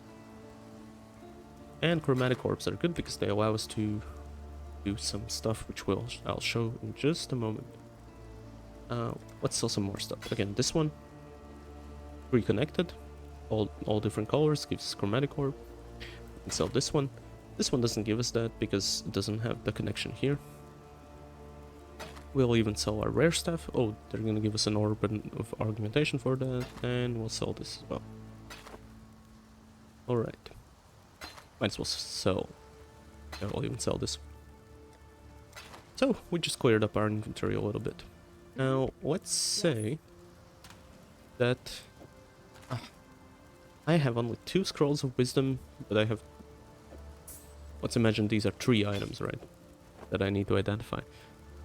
Well, what can I do? Oh no, I'm all out of scrolls of wisdom.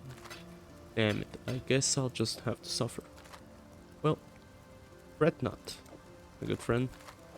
Because you can actually use these currencies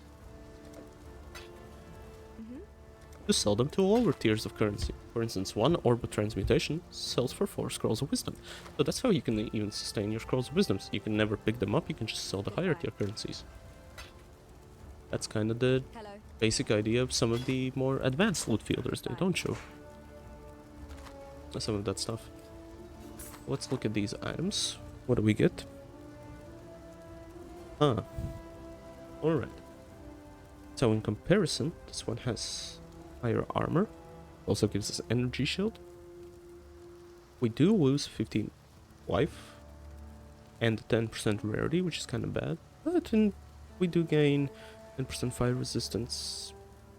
So this one is more one of those items that's like a deal, right? Like we gain something, we lose something.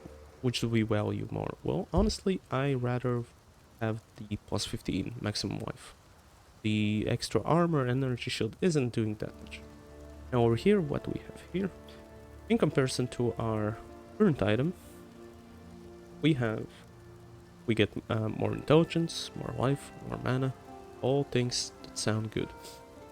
But Oh, we can't upgrade it, right? Because we have the blue, green, and we have these weird 2 red ones, right? What do we do? Well, if you find some currency that's all around the world, you can randomly get it as drops. For instance, we can use a jeweler's orb. And what a jeweler's orb does, it's gonna reforge the number of sockets. So now we have 3, and it's random, right? I don't think we can get 4. Yeah, this one is a maximum of 3. Next, well, we do need the bridges, right? Well, that's where orbs of fusing come in. Let's pop one. Oh, and we were lucky enough to get both of these blinked. Doesn't necessarily guarantee that all of them are gonna be linked, maybe only one. And lastly, well, we need the correct colors. That's where the chromatic orbs come in play. So if we recolor it, well, we got close, but not exactly what we want, and there we go. And now we can get this, and this over here, and we're able to get the benefits from this item. Now, so that's how currency works. These are the basic ones. You'll be using also a bunch of these ones. We have stuff that turns a normal item to a magic item. We can reforge that item. Then we can also upgrade a normal item to a random one. Either it's going to be magic or rare. Even, I think it has a chance to become unique. We can also, if in the case, yeah, which we saw previously, we can give, if it only rolled like 1 prefix or 1 suffix, we can give the other one. And then there are the, on the right side, the ones that deal with rare items, where we can upgrade a magic item to a rare item, we can upgrade a normal item to a rare item, or we can reforge a rare item with completely random modifiers, and there are others as well. Now you can experiment with these. Up here, these are utility items. This one improves the quality of a weapon. Guess I can demonstrate it. So over here, for instance, since we're a magic user, doesn't really do much for us with our cold spells. Since we have a cold spell, the only thing we get from our weapon is the increased elemental damage and increased spell damage. We also get the, I think the attacks per second. No, attacks per second is different than cast speed. Maybe we get critical. No, critical strike chance was also listed on the spell itself, right? Yeah, it has a critical strike chance of 6. So we, in reality, we don't really get anything from this item. But if we did increase our quality, you'll see that as we do, the physical damage starts to increase. So now it's up to 20. And it was from 8 to 10, now it's 10 to 13, I think. Somewhere around that ballpark. And for armor, we have the armor scraps. We can, for instance, we got this new great piece that we really love. It has 19 energy shield. Well, if we keep increasing its quality, you'll notice that it's now 23. You have to use less. I'll show it here. We used 20 of these armor scraps in order to make this 20 quality. However, the cost depends on what kind of item it is. If it's a normal one, you'll see each one of these gives 5%. Same works with weapon. If it was a normal one, it would give 5%, and for a magic it gives 2%. Right, so it's a bit cheaper, but of course the item is less valuable. Okay, so with that, let's just sell these items, and we've cleaned up our inventory.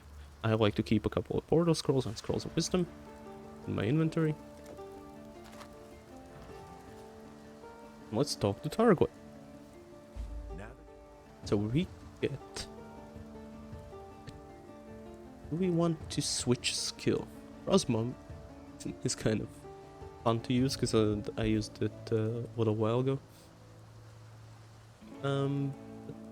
Yeah, I don't think we're gonna be just sticking to our temporary skill that we're using, and we're essentially just gonna be ignoring these.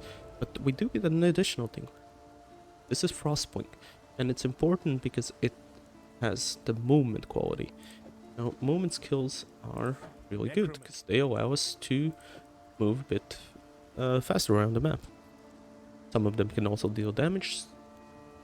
have some different effects. So they're really good to use. And since our movement speed isn't all that high, it's a great way to just go through the maps faster. Now, for one of the quests, the Fetid Pool, we get this book. Now, if we right click it, we got something, I guess. What did we get? Well, if we look in our skill tree, we'll see that we got 2 refund points.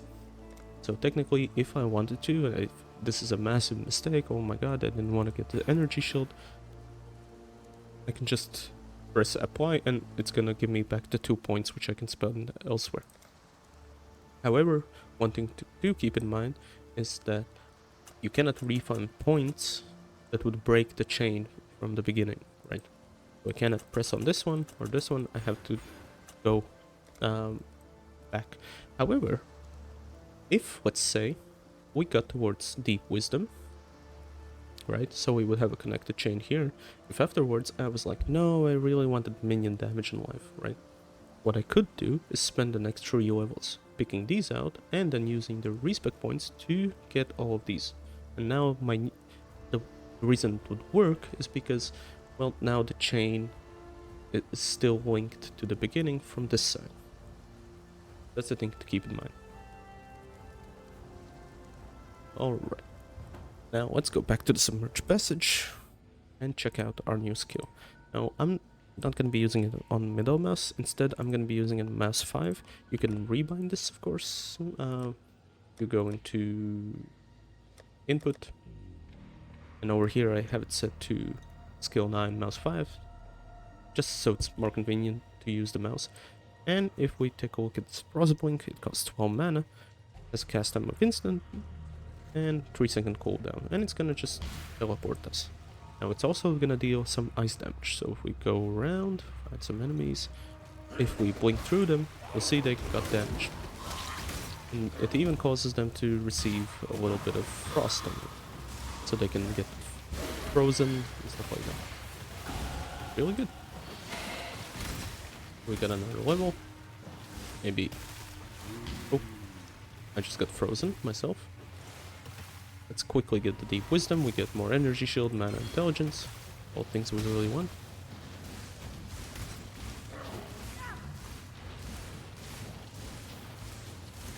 I'm using the certified method of backup and attack. Ooh. Evasion and energy shield, why not? Is it better? Well, we can take a look.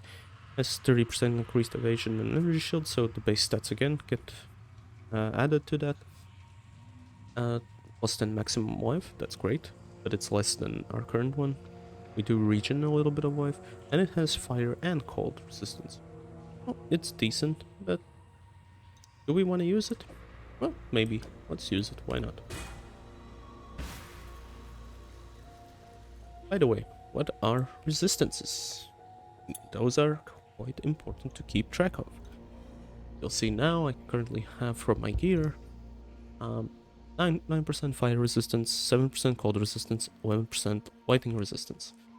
The way these work is that they essentially mitigate that percentage amount of damage from the incoming attack. So if someone throws a fireball at us, well, 9% is gonna be mitigated from that. And the cap, there's a thing called like the soft cap, I believe. Can't remember the exact names, but there's the cap of 75. You cannot have more than 75 resistance. You can, but then it's not gonna matter because it's still gonna be a maximum 75% that's gonna be mitigated from the damage, right? That can be increased up to 90%. Most of that can come from your gear and skill tree, for instance. I believe somewhere around here.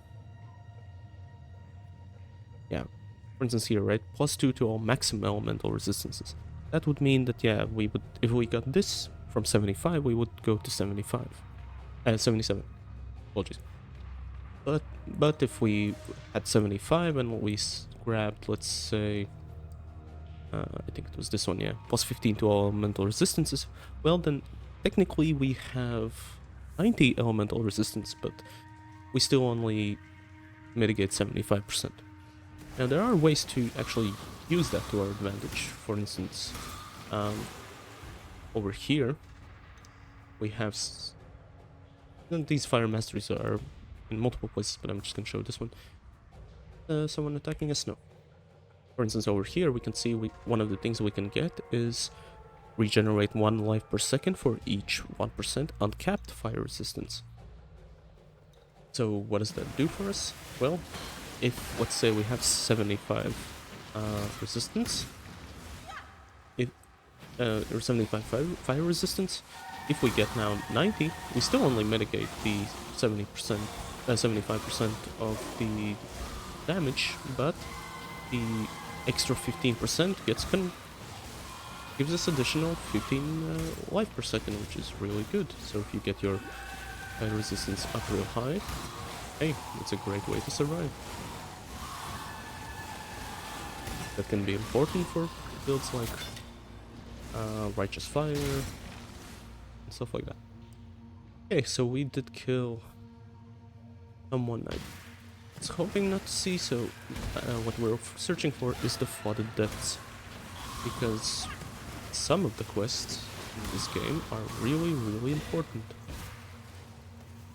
Yeah, we want to head over there where we can see that there's an exit towards someplace.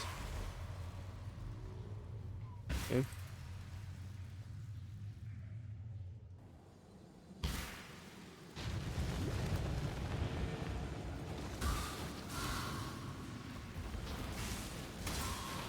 And the reason we want to come here is because we're going to be fighting a historically accurate battle with a giant enemy crab. And I think we just keep heading this way. Ooh, another level, good. Now, if you start with the witch, you're most likely gonna go in one of these directions, but then afterwards you're probably gonna have a hard time picking what you want. Well, let's look at what we want, right? Well, we're kinda low on life and shield. Yeah, these guys don't do a lot of damage, but we would really like these numbers up. So what can we do? Well, we could maybe go get ourselves more life over here. Yeah, but you know, I just tried to kill these guys and I'm not doing damage fast enough. Alright, so maybe what we want to do is go over here, right? Frostwalker, get ourselves an increased cold damage. You solve problems that way. Oh, the closest one here is mana and life, right?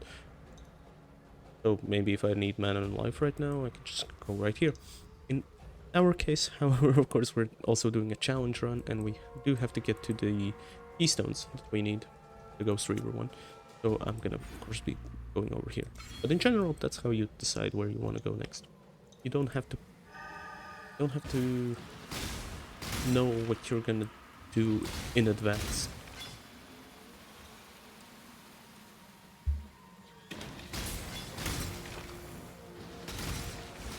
You can also get something for like a temporary reason, and once you're done, if you have the refund points available, yeah, you can get those out and get something else that's better.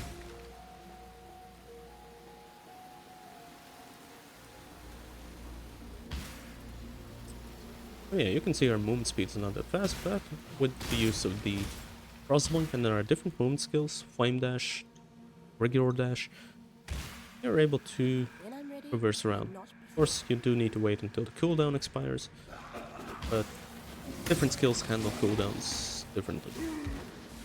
This skill has a quirk where, depending on the monster that's nearby, it has a faster cooldown, right? Okay, well, what do we do now? Maybe the boss is over here? Actually, I doubt he's gonna be... You're gonna run into this problem a lot. You go in one place, you go in another place, you don't know really where to look. Well, in general, you just want to keep searching for all the places that have the little blue lines scattered around. I'm gonna be heading here because I know that's where I need to go. But yeah, can't find something, look for those lines.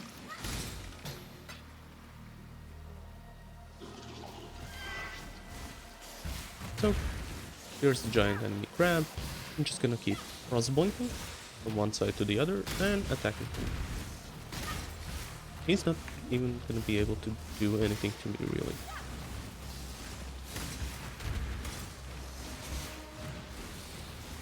And since we're using Frostblink as well as a cold spell, we'll see that he just gets 14% chillness on him. Same as us, right? Sometimes when these guys attack us. And what that does is he cannot get frozen, but what he does, he just acts a little bit slower, so it's easier to dodge his attacks and go around him. And we did get some flasks, and flasks work similar to gear. They also have rarities, but they only go up to the magic rarity. And here we have two regular small flasks, but over here we have a medium wide flask, so let's identify it. What does it do? Oh, it has more maximum charges. That's great. Means that we can use it more often. And it also grants us immunity to bleeding and corrupted blood. Also good. Let's put that bad boy in. I'm gonna put it like so. I like to keep the biggest one on the left side. And over here we have a medium mana flask. What does it do? Well, this one heavily reduces the amount it gives on like 24 mana. However, once we pop it, it's instant recovery. If we take a look over here, well, it's probably gonna be a while until I find some enemies. Eventually, as you can see, once I pop a mana flask, right, it slowly regens back. The duration is based, it says right over here, right, you recover 70 mana over 3.5 seconds. This one, we recover less, but it's instant. Fortunately for mana, I personally don't like that. I find it better that it regens slowly. Now, I'm gonna pop a portal scroll. Let's go back to Lionel's Watch, because we killed that beast, the giant enemy crab, and we can talk to Targwike, and he's gonna give us another book. This one is different. This book gives us a free skill point. So there are quests that reward us with skill points, and we're gonna do all of them, so we're able to progress faster. Let's grab the dexterity over here. And now that we grabbed the dexterity, we now have 24, so we were able to finally get the volley support up another level. Gonna go back to the submerged passage waypoint, and we didn't go back to the portal we went through because we want to continue exploring from this place, right? So that's the place we went. Maps stay around for around 15 minutes, I believe. I think it's 15 minutes and then they disappear. If you are not in them, of course. And there are ways to efficiently farm maps as well. At least in the campaign, right? This guy's a little bit annoying, so I'm just not gonna bother with him. Mr. Krabs can just stay right there. Again, if you start finding an enemy and you notice that either he's doing a lot of damage or it's really hard to kill him, it takes a lot of time, ignore him. Don't have to always kill every enemy you see.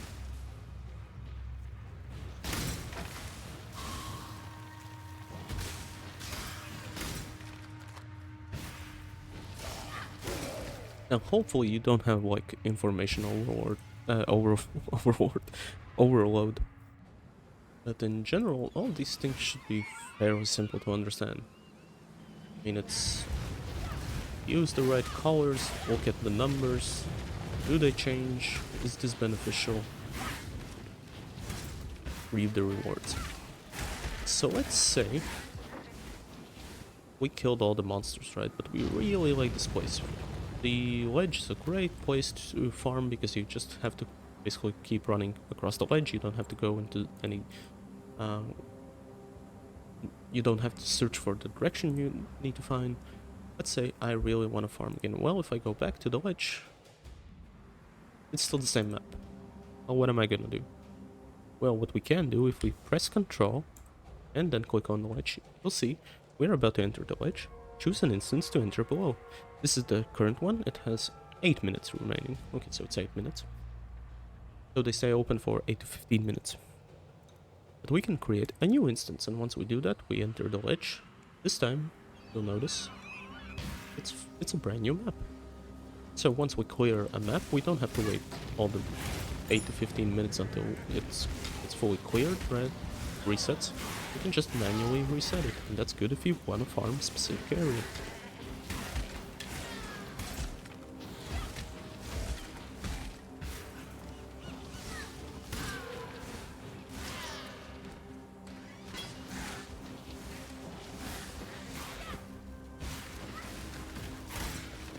Now, I'm kind of bad at using them, but technically, like, you'll notice we kill these guys fairly often. There's so much walking to do. Yeah, we can just keep using our movement skill, right? But every once in a while, if we have the charges and we really want to move faster, we can just pop our Quicksilver flask and yeah, there we go. We move really fast, and that applies for the duration that it's listed.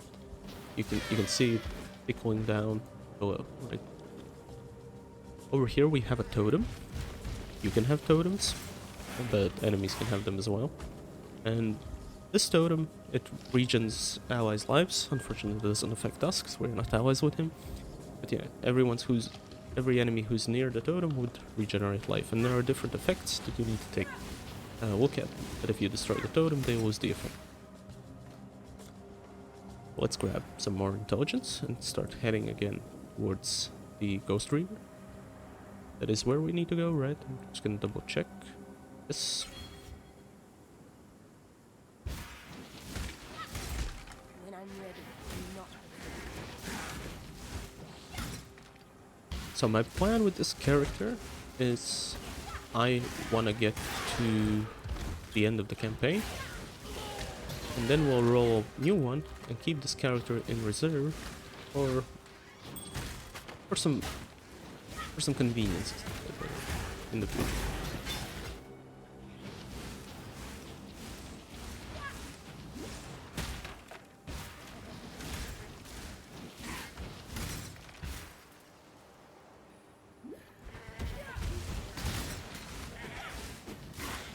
Right, these guys aren't even doing that much damage to us. Yeah, we do lose a little bit of energy shield, and if they keep attacking us, it doesn't regen. It takes a little bit to start regening, and if they keep attacking us, we aren't going to be regening our energy shield. But due to all of our investments in faster regen, stuff like that, we're fairly safe for now. Even if they do happen to hit us once or twice, if we just keep our distance from them, we'll always be on full energy shield. And yeah, movement skills also level up. That increases certain things, either can decrease the cooldown, decrease the distance, damage even, stuff like that.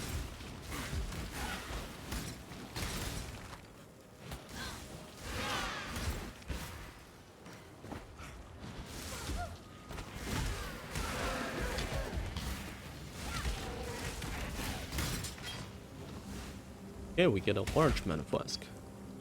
Check it out, as well as these chain boots. Maybe we get something nice on them. Unfortunately, cold resistance. So what do we have here? 42% increased amount. Okay, that's good. But it has a reduced recovery rate, so instead of the 3.5 seconds, it's gonna take 6 seconds. So twice as long, but we get almost twice as much, right?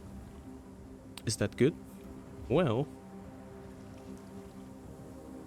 means per second we get 20 mana,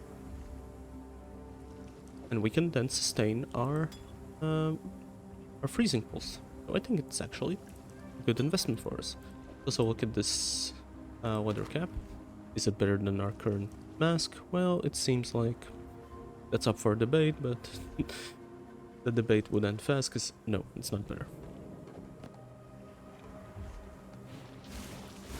This is another totem, but this one grants movement and faster attacks to enemies. Some of these totems and abilities can be quite annoying.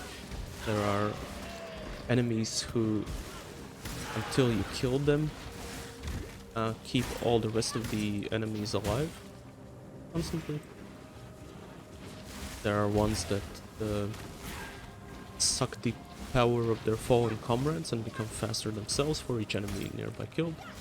Those can be quite dangerous, so if you're facing regular enemies don't really matter, but if you're facing a magic enemy, you do want to look at what they have. This one has accurate. Accurate just means that they're more likely to hit you. Well, yeah, it's their percentage chance to hit is going to be a lot higher.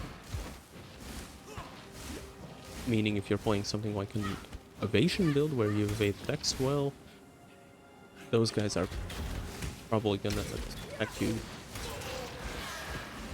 a bit better. So here we have this unique enemy, False God. Luckily we are just using a projectile attack. We can stand right around here, don't have to go next to him and snipe him from afar. And yeah, as you can see, we do slowly regen the mana. If I pop the flask and keep attacking, right? Doesn't really matter, and that can be useful. Because I could be maybe on 200 mana. It would be kind of a shame to use the flask that restores 128. Restore only 50, right? But well, if I keep attacking, I'm just gonna get the full 120 amount. That's why I personally like that the mana regens slowly. For life though, life is a bit different. You mostly do want your life to recover either instantly or at least really fast when you're using a flask. Because if your mana goes to 0, well, wait until it recharges and you can attack again. Your life goes to 0. Well, this is nice playing, right?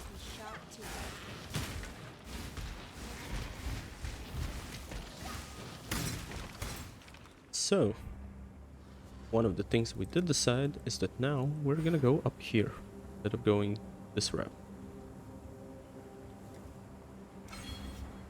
I guess we didn't even consider this route, but yeah, we're gonna go up here.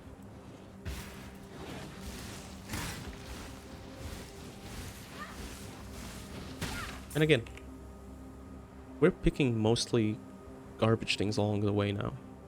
Intelligence, dexterity, intelligence, right? It doesn't do much for our power level. If we were to start going into these places, right, which give damage if you consume a corpse, elemental resistance helps with our survivability, nice, right? Yay, we can have even more energy shield. Hey, I want to do more cold damage. All those things are great, but they're not strictly needed to progress through the campaign.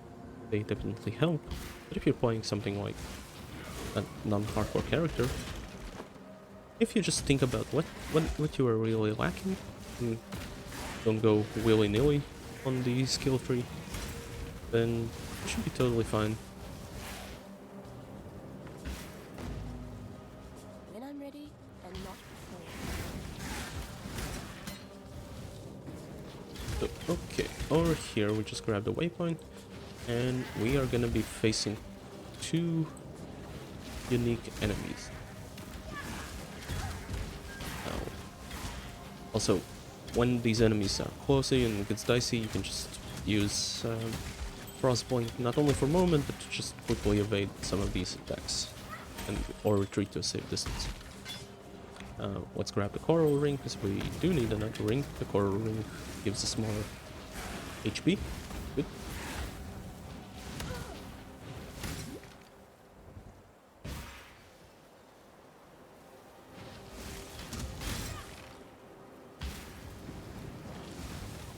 Seems like we missed one of them. Or is he here?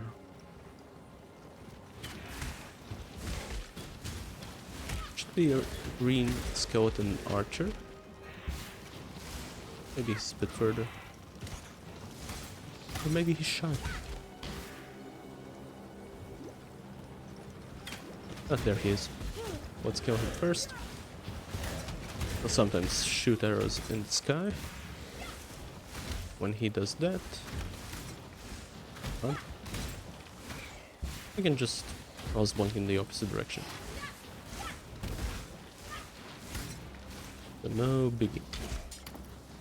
Oh, we do get a chain belt.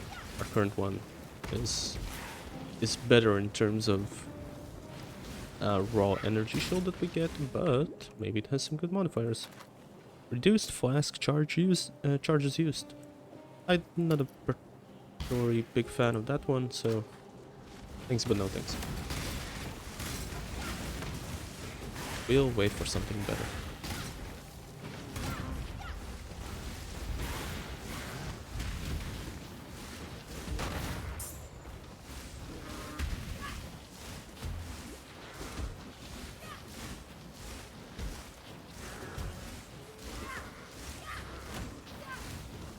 So this guy really damages with his stick from a distance. But if we kill all the minions, which you should do before you spawn him, he's spawned based on how close you get to the place, but you know that the places around here where you see a bunch of these goat people. Do we want to check the kite shield? And well, it gives +4 to all elemental resistances, but then we do lose our 14% increased spell damage and a bunch of other stuff. So is it better? Well, depends. Again, what is the priority right now? Well, I actually am able to survive really good, so I would like to keep my damage. Alright, then the shield is not good. Simple as that.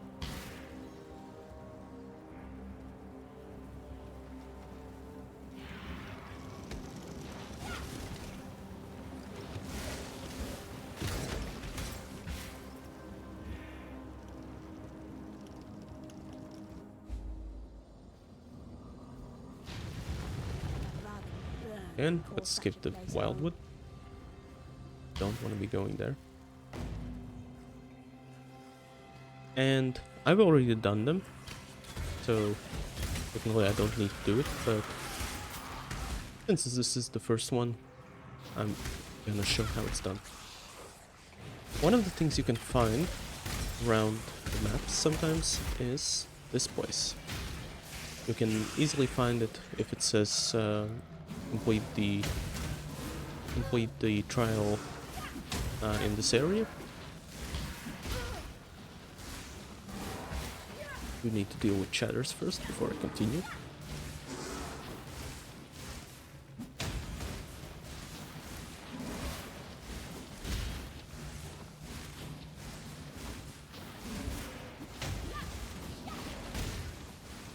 Keeping my distance.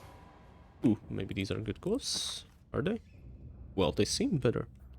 Just gives us more stats, right? So let's equip them. But anyways, this is the trial. In this area you can usually identify it. When in the map you'll see either these door icons or most importantly this this book image. So we can go into the trial, and each one has a different kind of obstacle in it. This one has spikes that go around, so we can just follow the path. Get to the lever. If we open it, it opens that door. However, oh no, we got hit by the spikes. Well, these traps, trust me, they do a lot of damage later on, so you want to be careful. Now, another thing to show is that one of the flasks we got here, it grants us immunity to bleeding for 8 seconds if used during bleeding effects. And if we stand here, get hit by the spike, we have bleeding. Now, it wasn't quick enough. It didn't give bleeding for that long. Try this again. If I do it, it immediately removed it and now grants us immunity to bleeding. That's why getting magic flasks is really good, because you can get immunity to a lot of stuff. You can get immunity to bleeding, corrupted blood, chill, shock, ignite, all the different ailments that can affect you. You can also remove curses that enemies give you. on the use of a flask. So really, it's nice to have status removing effects on your flasks.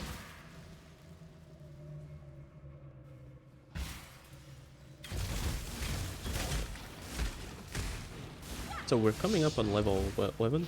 This place is level 8, so we're progressing nicely. When I'm There's ready no and sin not in over-leveling.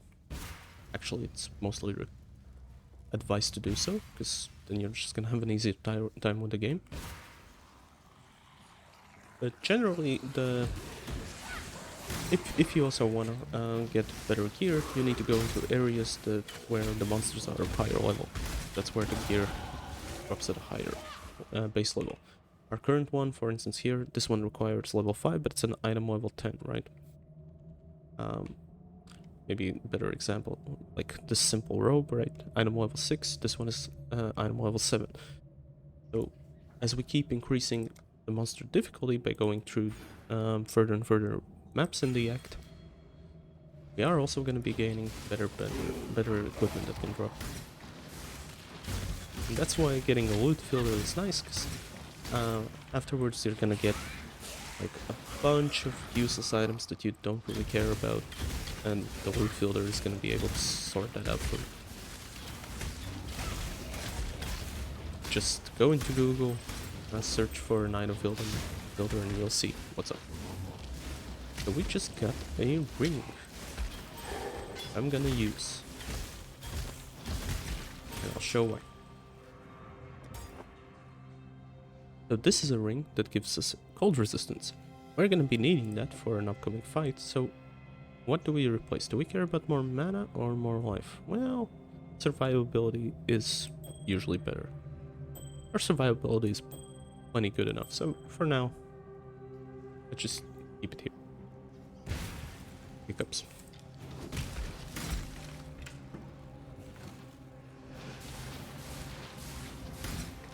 By the way, here are the necromancers again. If you don't kill them, they'll just keep on spawning all these guys. And let's head into Upper Prison. And we'll need the ring for the boss at the end of the act. But we're gonna be facing another boss at the end of this map.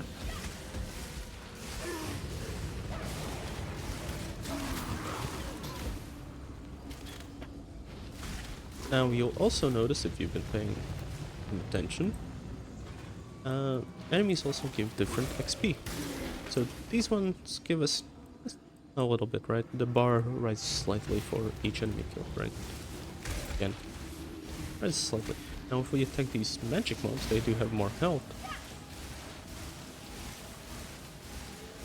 But if we kill them, each one gives significantly more. The same goes with wares, uniques, so there is the benefit of killing them like that. They also have a higher chance to drop better items, I believe.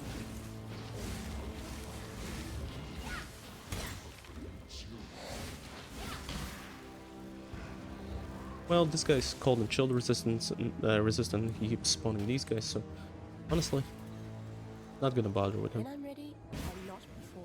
Let's just get away.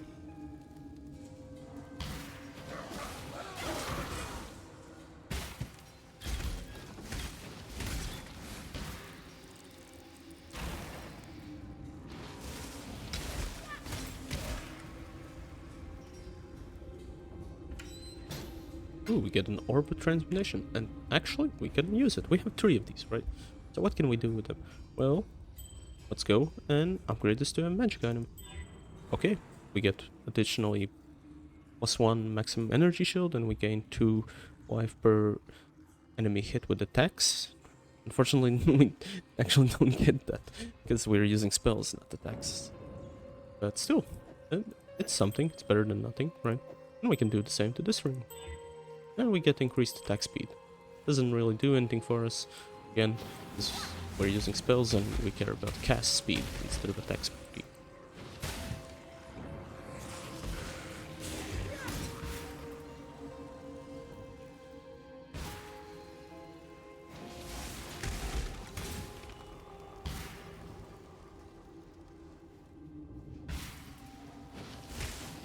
Okay, here we have a unique enemy, Sawbones, another necromancer type. Usually, if you have a good spell like this that has a great area coverage, you're just able to constantly make him spawn his minions and not do any damage to you. Oh, we have bleeding. Let's remove it with our flask.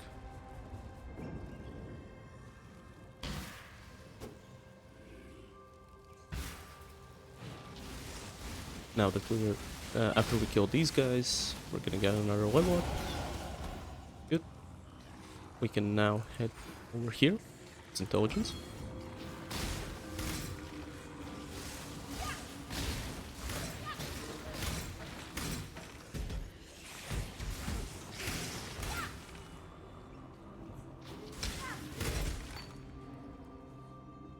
Over here we get another skill gem, but we're not gonna of course be using this because it's a challenge run as well. But this one is an attack skill, so if we were to socket it here, then yeah, the 7% increased attack speed would help with this skill.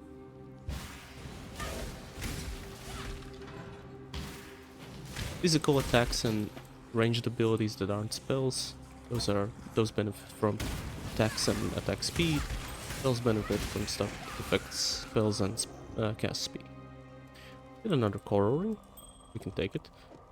This one has the maximum amount. If I press Alt, you can see that it rolled from 20 to 30. Rolled to 30, so it's a good base. And we can again make it into a magic item, a rare item. Ignorance brought you here, sister.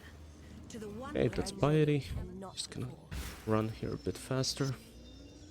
One of the main antagonists of this game, but not the one who we'll be fighting at the moment. That honor is reserved for the man, the myth, the legend, Brutus. First actual boss, I would say. So as you can see, if I keep running around him, he doesn't really do anything to me. Now, if I'm a bit further away, he can sometimes do this attack where he tries to chain you, and let's see what happens if he does that. You can see he pulls us towards him. Now let's start damaging him, and you'll notice that some bosses actually gain additional attacks as their HP goes down. Well, now he does a slam.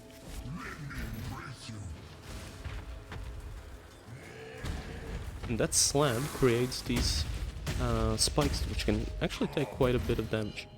He also now has this free strike attack. So we need to be careful. If we see that attack, we frostpoint away. If we see this one, we need to kind of move to the side. But other than that, yeah, we keep our distance and keep attacking him. And if we happen to hit, if he hit, then it's fine. We keep our distance, our energy shield recharges, and it's all good. And now he's half health. Ooh, we got hit.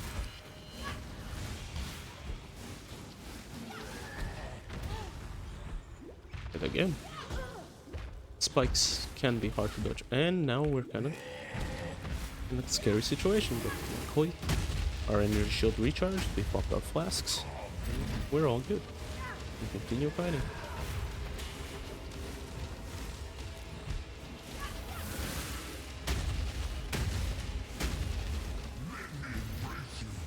So for instance, in this boss fight, right, we can see that my damage isn't all that good. It takes quite a while to kill him, and the longer the fight goes on, the bigger our problems get. The more mistakes I make, the more flasks I'll use, and at some point I may end up without any more charges. My mana can run out, right, and then I'll have to wait for natural regen. So damage is a great offense option. I'm sorry. Offense is a great defense option as well. That's what I wanted to say. So if you can kill enemies faster, they can't kill you as fast.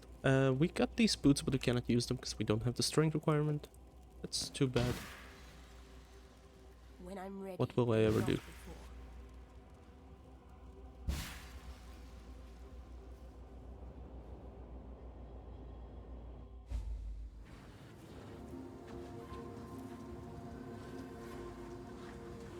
Well, let's head to town and get ourselves a reward for killing Brutus. What can we get? Well, again, we have some movement skills, body swap, right? We have some spells with AoE, but over here, we get something new. An aura. So what is an aura? Well, I'll show you. I'll take the clarity, but I'm not going to be using it. I go over to Nessa. We'll also get some support skills. Is there any specific one that I need at this moment? Not going to be able to use any, but maybe there's something better than, let's say, volley support or arcane search, right?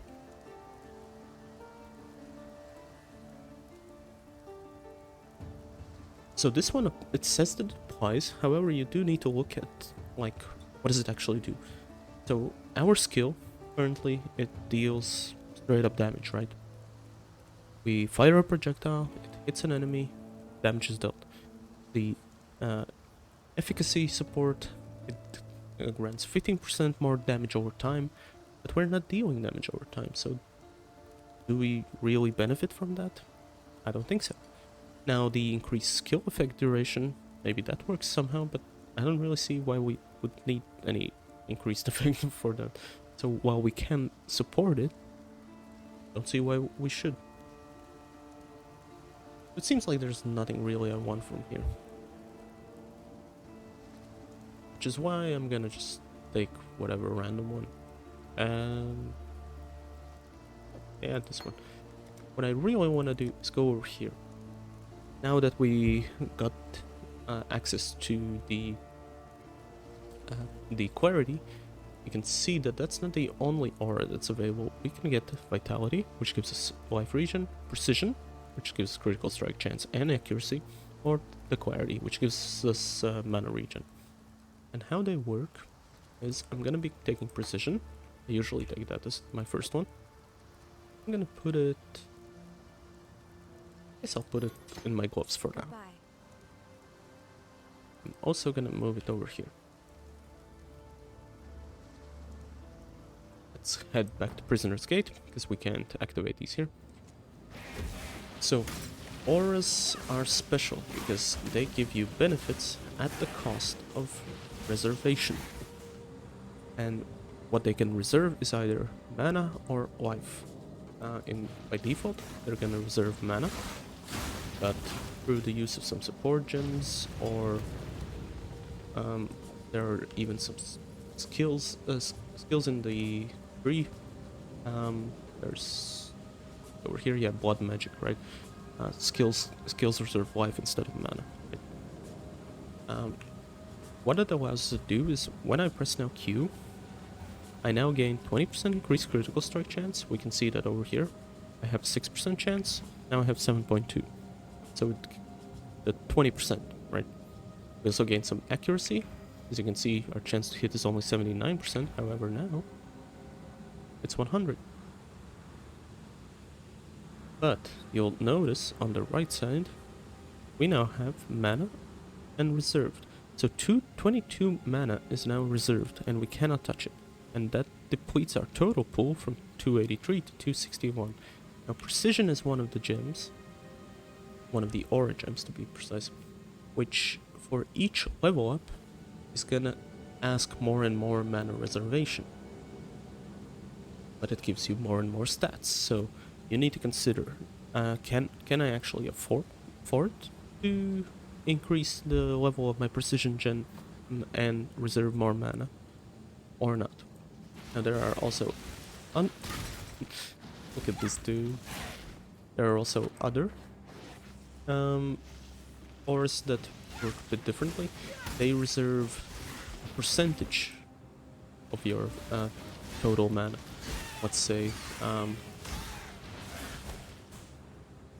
they can reserve up to 50%, some of them are 25 to 35. And if you get more mana, then obviously it's gonna reserve more and more, right? That's the major difference between those two types.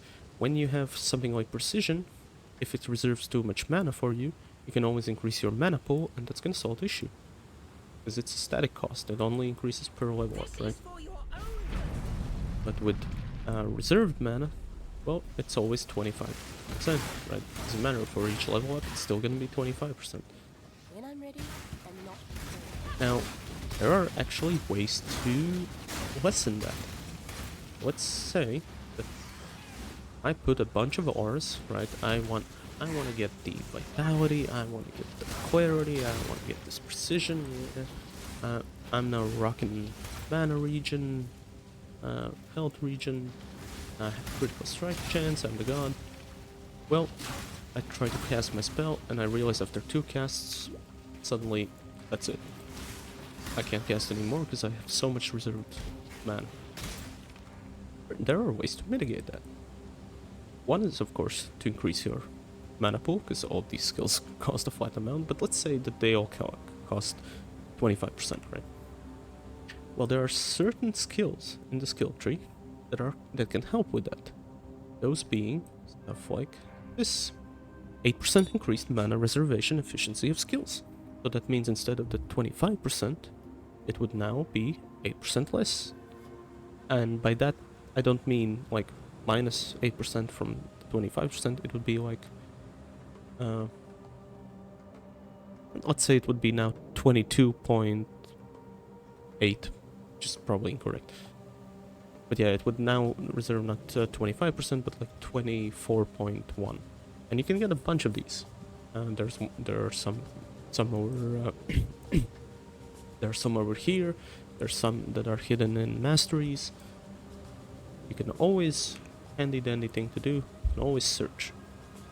So we search, for instance, reservation. We can see that it's over here, that's here. We have a mastery over here. Here we can use it for herald skills. And if you look around, you'll be able to see where stuff is. I probably need to drink some water because my voice sounds a bit off now. So I'll kill these enemies and be back in a second.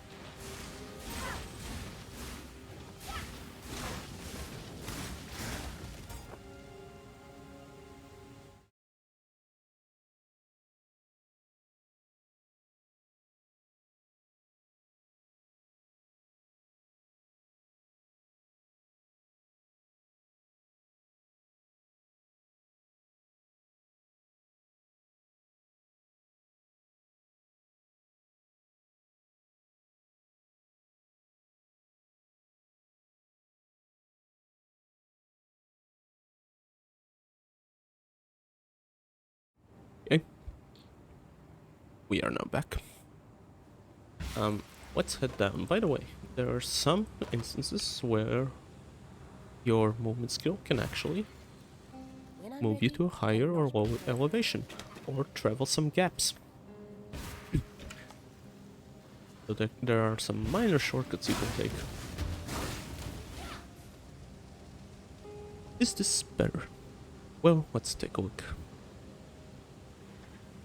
Fortunately, it isn't. We don't deal physical damage, we don't care about lightning damage, and it just has slightly lesser spell damage. Now, we would gain 22 mana and increased elemental damage with attack skills, but again, we aren't dealing attack skills, we are casting magic, which is spells. So, no thinking. Now, technically we can sell that, I'm not gonna bother. Keep it, and sell it to a vendor.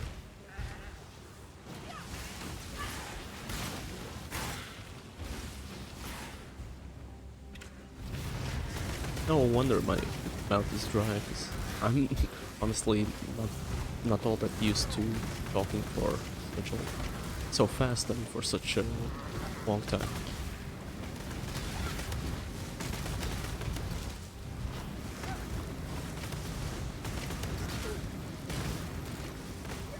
Now this guy, starts to pose a challenge. With his little totems that he summons, he did get us down from our energy shield and with half of our health. So need to be careful. Let's check these boots because our current ones aren't the best. Maybe. No, what I'm looking for is movement speed, because you can get movement speed on boots. It's really nice if you get it, but fortunately we haven't been as lucky. Well, there is a way we could maybe get them, and it's also a great time to actually see them. Let's go over to Nessa. By the way, Nessa is the one that sells mostly magic related stuff. Take care. Vestal is the one that T-poses, and Targoik is the one who sells melee weapons and armor. What we want to do is go here and check. There it is. 10% increased movement speed. Unfortunately, it's the one that has 21 strength, which we don't have. But sometimes you can find some items that have this. Now, I believe Stay sharp out there. in order to refresh the stock that the vendors have, you need to do the following. Let's see.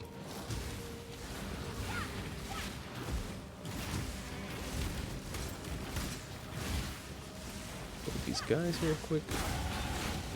Okay, and we did it. The stock should be refreshed. On each level up, you'll get slightly different items. They won't all be rerolled, but you can have access to different ones. I think. A leather belt. Maybe we want this one instead. So, do we want the 16 energy shield or maybe 40 mana? Well, 40 is the maximum amount, so I think it makes sense to actually get that one. Let's allocate the point. We wanted to go into life and energy shield, so we get 5% for both.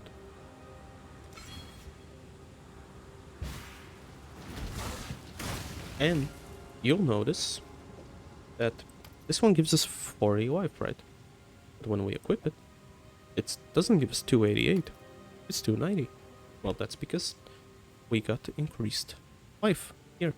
So essentially, the way you stack all of the things in Path of Exile is you work either on the multipliers or the bases.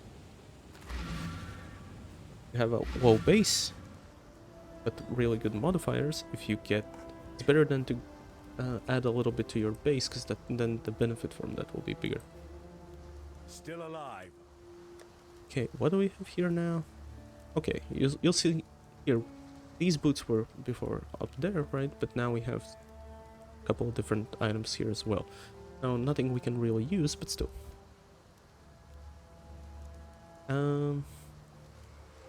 What we can try is, maybe we're lucky and we're gonna get movement speed.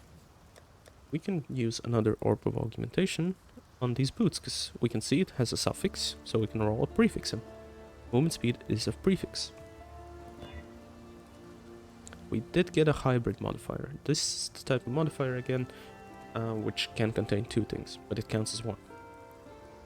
But we didn't get anything. And is it now better? Gives us more energy shield and some armor. Well, I'm not gonna care about armor, so mostly useless. What about this item? You can already tell it's hot garbage.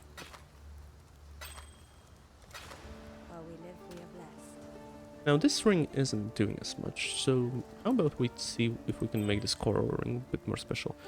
Well, doesn't give us anything to our damage, but sure. Some resistances, why not? Let's put away the rest of these items and head on back.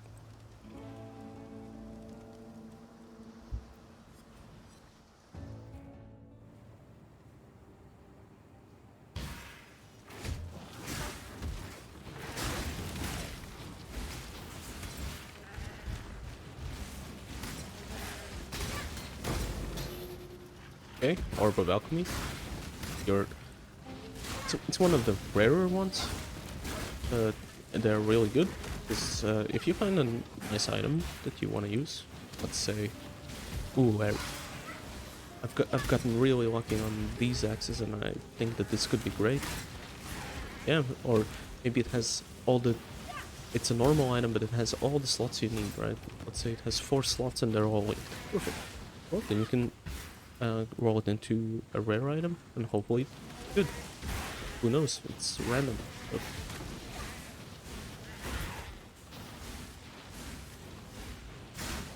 Now, while it is random, there is, of course, certain order to the randomness.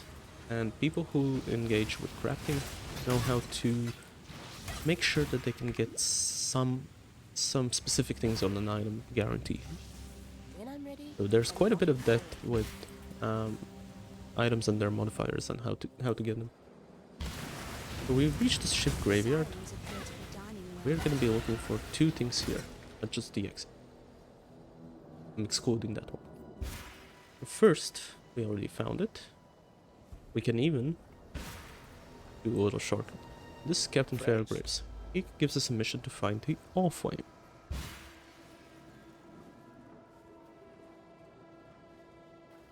We're gonna be searching for that the way I usually find it. Let's deal with these guys first. By the way, these black ones, when they die, they put up the sludge, which slows you down. And here we have a guy who has extra life, so it takes a bit longer to kill. But he's not cold resistant, so not that bad. life is too precious to waste on you.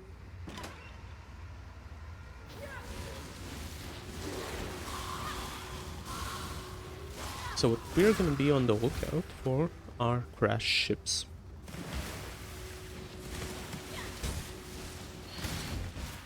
Not gonna deal with them.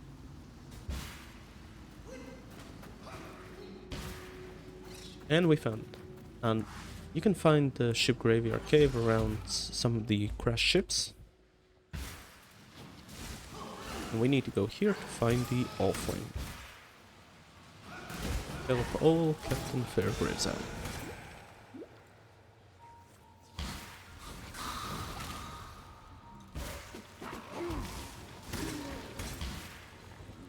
Now this stream is gonna be going up until we beat Act 1.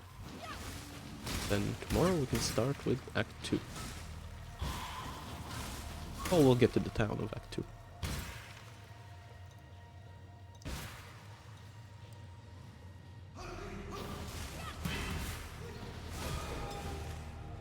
Okay, good. Greater life flask. Can do for an upgrade on flasks.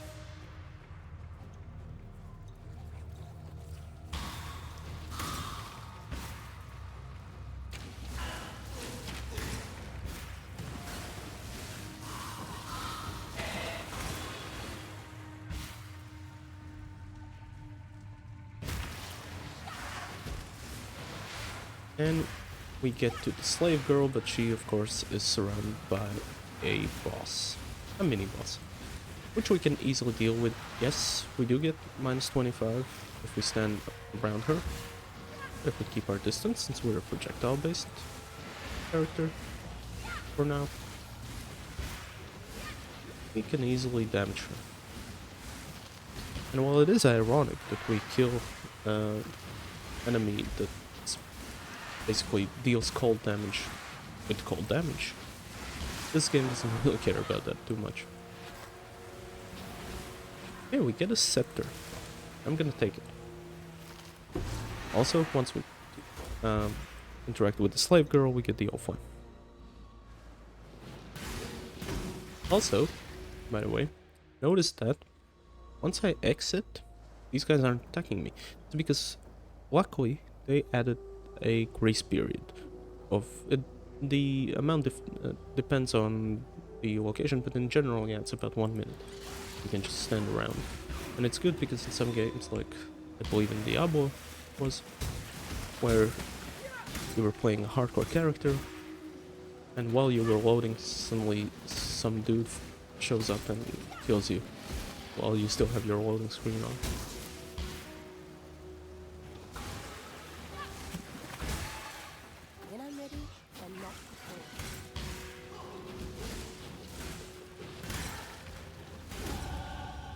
Okay, one more level. Let's grab more life. My please understand that as a gentleman of honor, it pains me greatly to do this. Hard times call for So first we have to deal with the wave of skeletons he spawns. Luckily they aren't all that tough. And that's why volley support really helps, because now since we have three of these, we were able to efficiently take care of them. And then after we take care of them, Captain Fairgrace shows up himself, and if we just keep running around him, we dodge all of his attacks. He's a really easy mini boss to beat. And would you look at that, we actually found our first unique item. Well, I have a couple of them, but this is the first one we found here. And unique items, if you take a look at them, have some interesting properties. Now, they will always, well, there are exceptions, but mostly they will always roll with the same things on them. So if I happen to get another serrated arrow quiver, you will see that it would also have 22% reduced enemy stun threshold, 25% projectile, yada yada. The only difference is if we press Alt, we can see that the things that can change is the percentage, right? And unique items are interesting, is that because they are either really good, sometimes even build defining, or they're a trap. Sometimes you think that your unique is so good, you don't bother actually upgrading items when you really should. Uniques can give you a nice boost, especially early on if you're leveling, right? But you do have to keep in mind that most of them, at some point, you are gonna want to slot out. So it's up to you to decide when that time comes. I know when I started playing this game, I was just collecting uniques, putting them, and I'm at the end of the campaign and I'm still wearing this level 4 unique that I should have switched out for like 10 years ago. But I didn't. Why? Because like it gave me 10% extra damage, right? Although when I'm at the end of the campaign, right, that there are definitely better items to slot besides that. So this one's interesting. Gives us double the energy shield, plus a little bit of life, and it's a bit cleaner, right? Do we care about the reflect 1 damage? No. Do we care about the stun and block recovery? Not really. 18 mana, that's good, right? But other than that, I think this is gonna be better. And this is a better roll. Oh, but it has less percentage in the spell damage. And my DPS is currently suffering. I'm probably not gonna take it. Yeah. I'm gonna switch this ring for now. Slightly less health, but it gives cold resistance, which we're gonna need for the end of the set.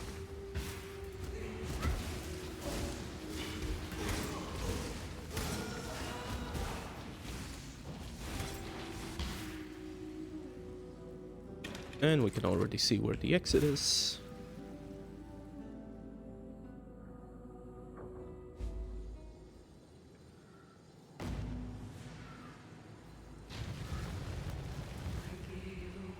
Oh, but before we go, let's see if we can maybe get a little bit lucky. So our current scepter here, it has 12% increased elemental damage, right? And that's nice. But maybe we want to use this because our current one is only 10%, right? And if we manage to get increased spell damage on this one, that would be really good. So how do we do that? So let's do a little bit of crafting. We start by upgrading to a normal item. Then it gets some random stats, right? Then we can use an alteration, and if I hold shift, I don't have to click it again. So we re-rolled what we got, and we didn't get anything all that useful. Let's try again.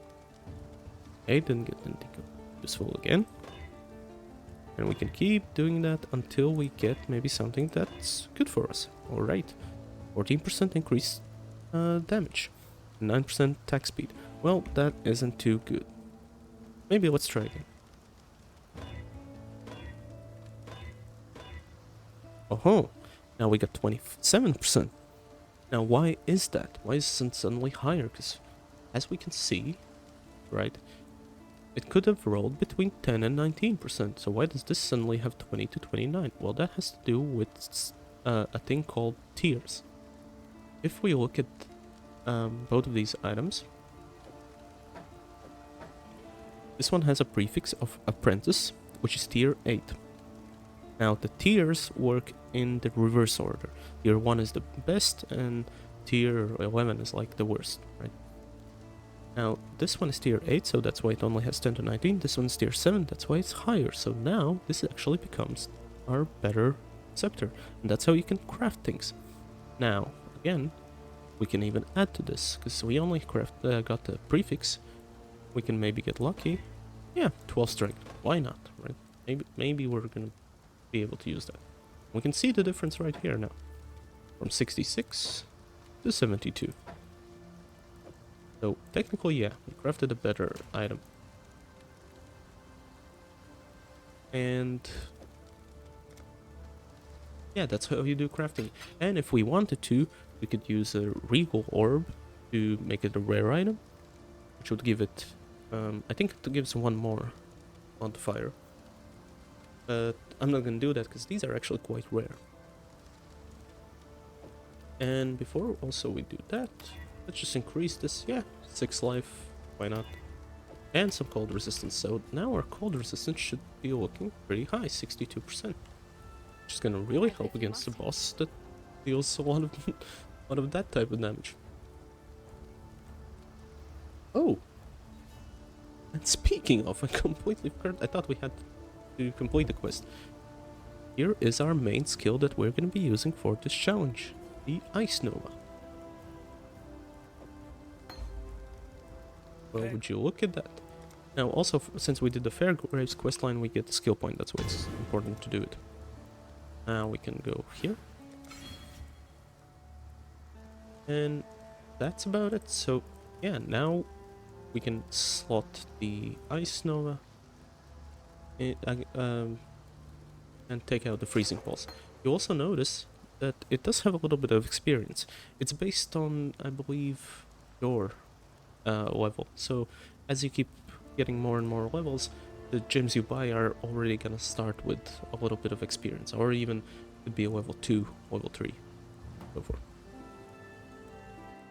So let's check out the skill that we really are gonna be using for the rest of the game.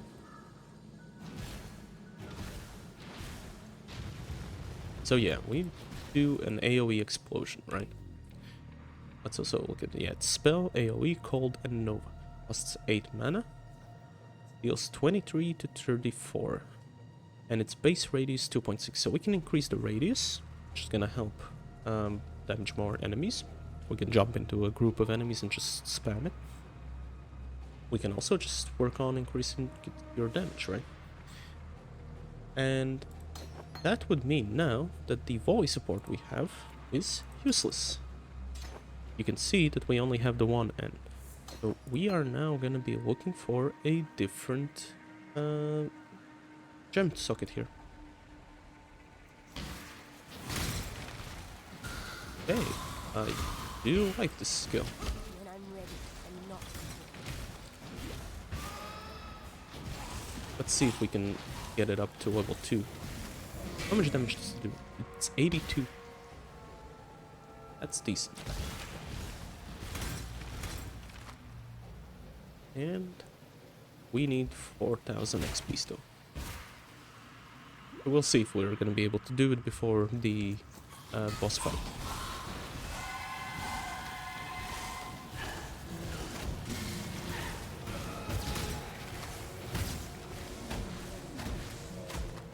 It seems like area is gonna be something I'm probably gonna want to invest in. What's the cast speed? 0.62, so that's also what we can up. Is the lower the cast speed means we can just spam skill faster. Let's hope that we can also increase the damage per second. Okay, let's check these steel graves. Maybe we get lucky. No.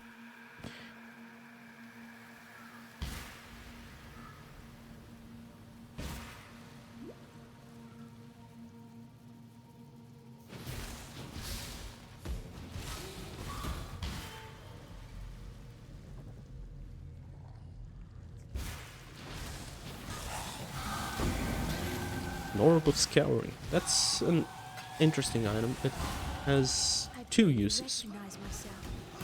Let me clear these. Actually, technically 3 uses because you can sell items and get different ones. But mainly it's used to remove all modifiers from the item. Now, what that means is if we have this ring right here and I were to use it, this would now become a regular item. It would remove the lightning damage and lightning resistance and make it just a regular plus 30 maximum life. The other thing it can do is with crafting, but we haven't touched on crafting just yet, so we'll do that later. Technically, I could get crafting started on so that I could get movement speed, but it's fine. Not a big deal. We'll do that tomorrow.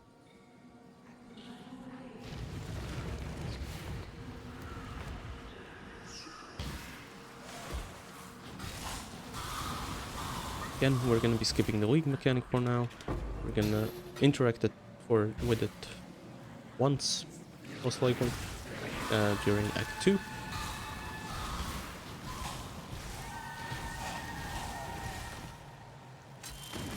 And these are strong boxes. They contain some items, but do be careful. They can sometimes have some effects on them, which can be quite unpleasant. What do we have here? 25% increased spell damage, and that's about it, which isn't better than our current one. So, fortunately, this one, not so good.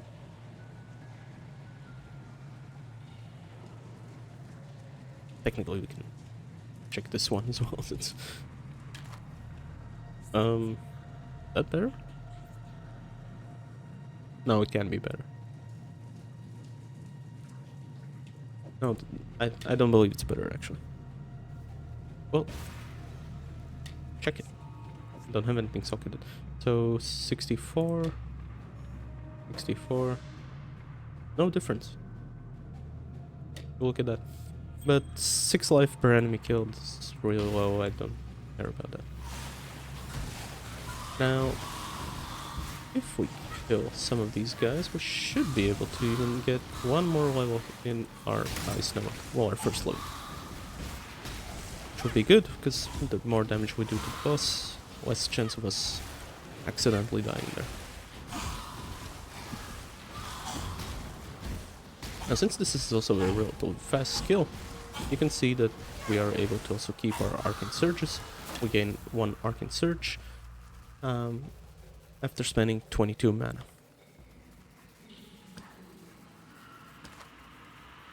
And let's check the medium flask. Corrupted blood again.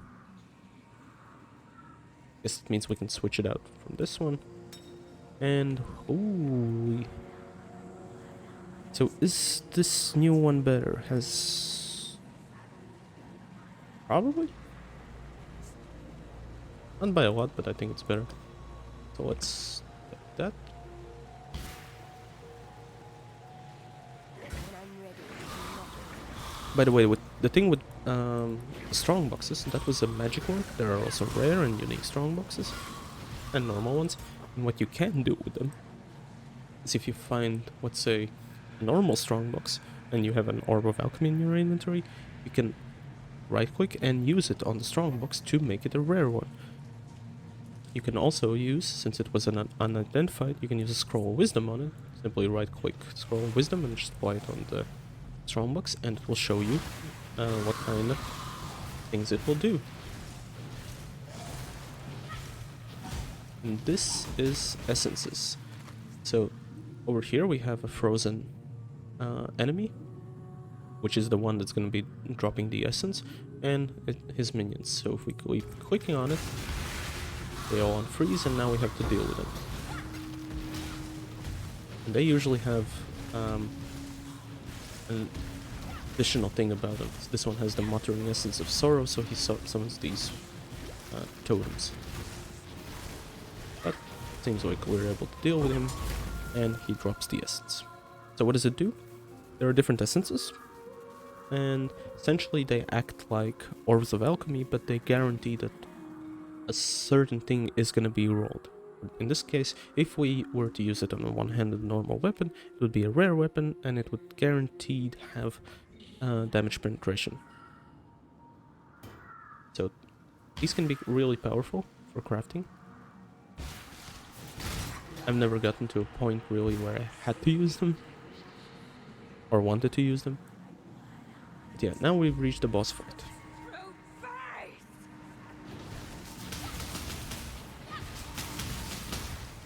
Some enemies of course can have an energy shield, so I'm just gonna take that down.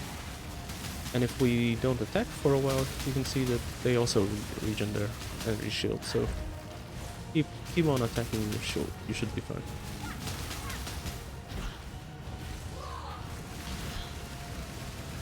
So once she drops her ice rain, kind of move to the side, and now after we do 25% of her health, she starts summoning some of the minions.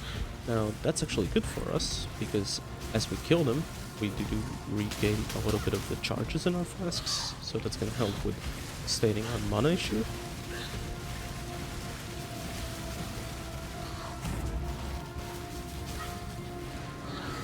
Now she's down to 50%.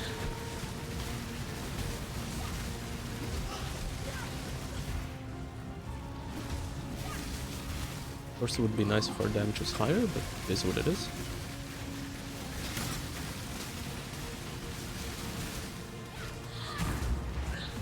And now at 25% again, summons more minions.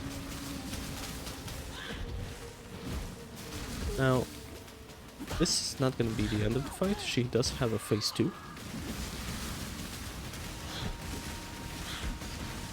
Maybe let's back off, wait for our energy shield. As you can see that she can also regain full energy shield, but she doesn't regen her HP. And now time for phase 2, and technically this is the reason why we had the cold resistance as much as we did. Because if you don't have it, you'll notice that her attacks can do quite a bit of damage.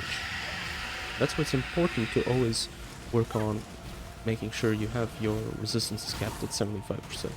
Or higher if you can get that.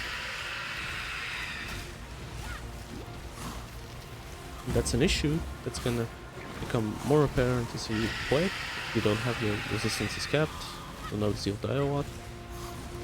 The other thing is you'll also notice, if you play later on, that it's not so easy to get them up to 75%. It's gonna be easy for us, because of a certain thing we'll do in Act 2.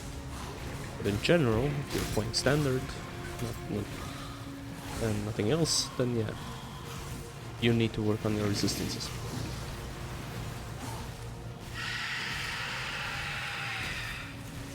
So she does scream, what does it do? Reduced movement speed. Nobody cares. Now, these pillars do deal damage, so we kind of want to avoid them. Overall, this was a fairly successful fight.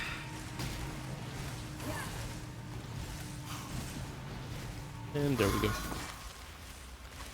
Anything good? Was love that did this to you. Guess that's the only thing we really want to check.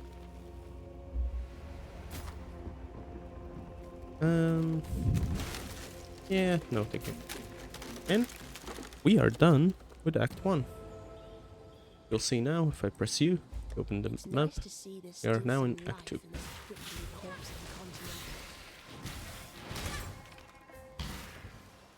By the way, if you look at here, some of these are black, that means that they don't have waypoints in them. And if they have this circle, it means we found a waypoint. There's a smaller circle, that means there is a waypoint, we just haven't accessed it.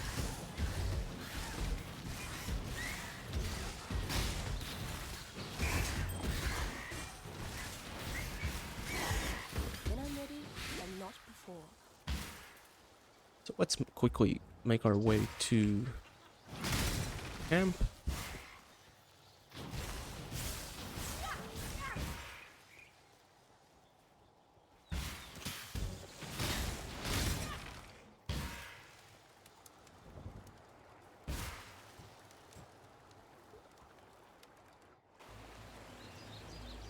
And we're done. We're here in the camp. We have new people to talk to. We can get new quests. But that's all gonna be for tomorrow. Again, we have same shops where we can now even buy more things. Remember to live. So, I think this is good progress. Return. So, I would say that, yeah. Thank you for joining me. I'm gonna be streaming the series again tomorrow. And yeah, hope you learned something. Hope it's not too slow if you're someone who knows how to play this game. But future challenges, of course, are gonna be faster, and I'm not gonna go through everything. I just wanted to kind of like combine the first challenge that we do with an introductory for beginners, and hopefully I kind of achieved that result. So yeah, thanks for watching me, and I'll see you next time. Peace.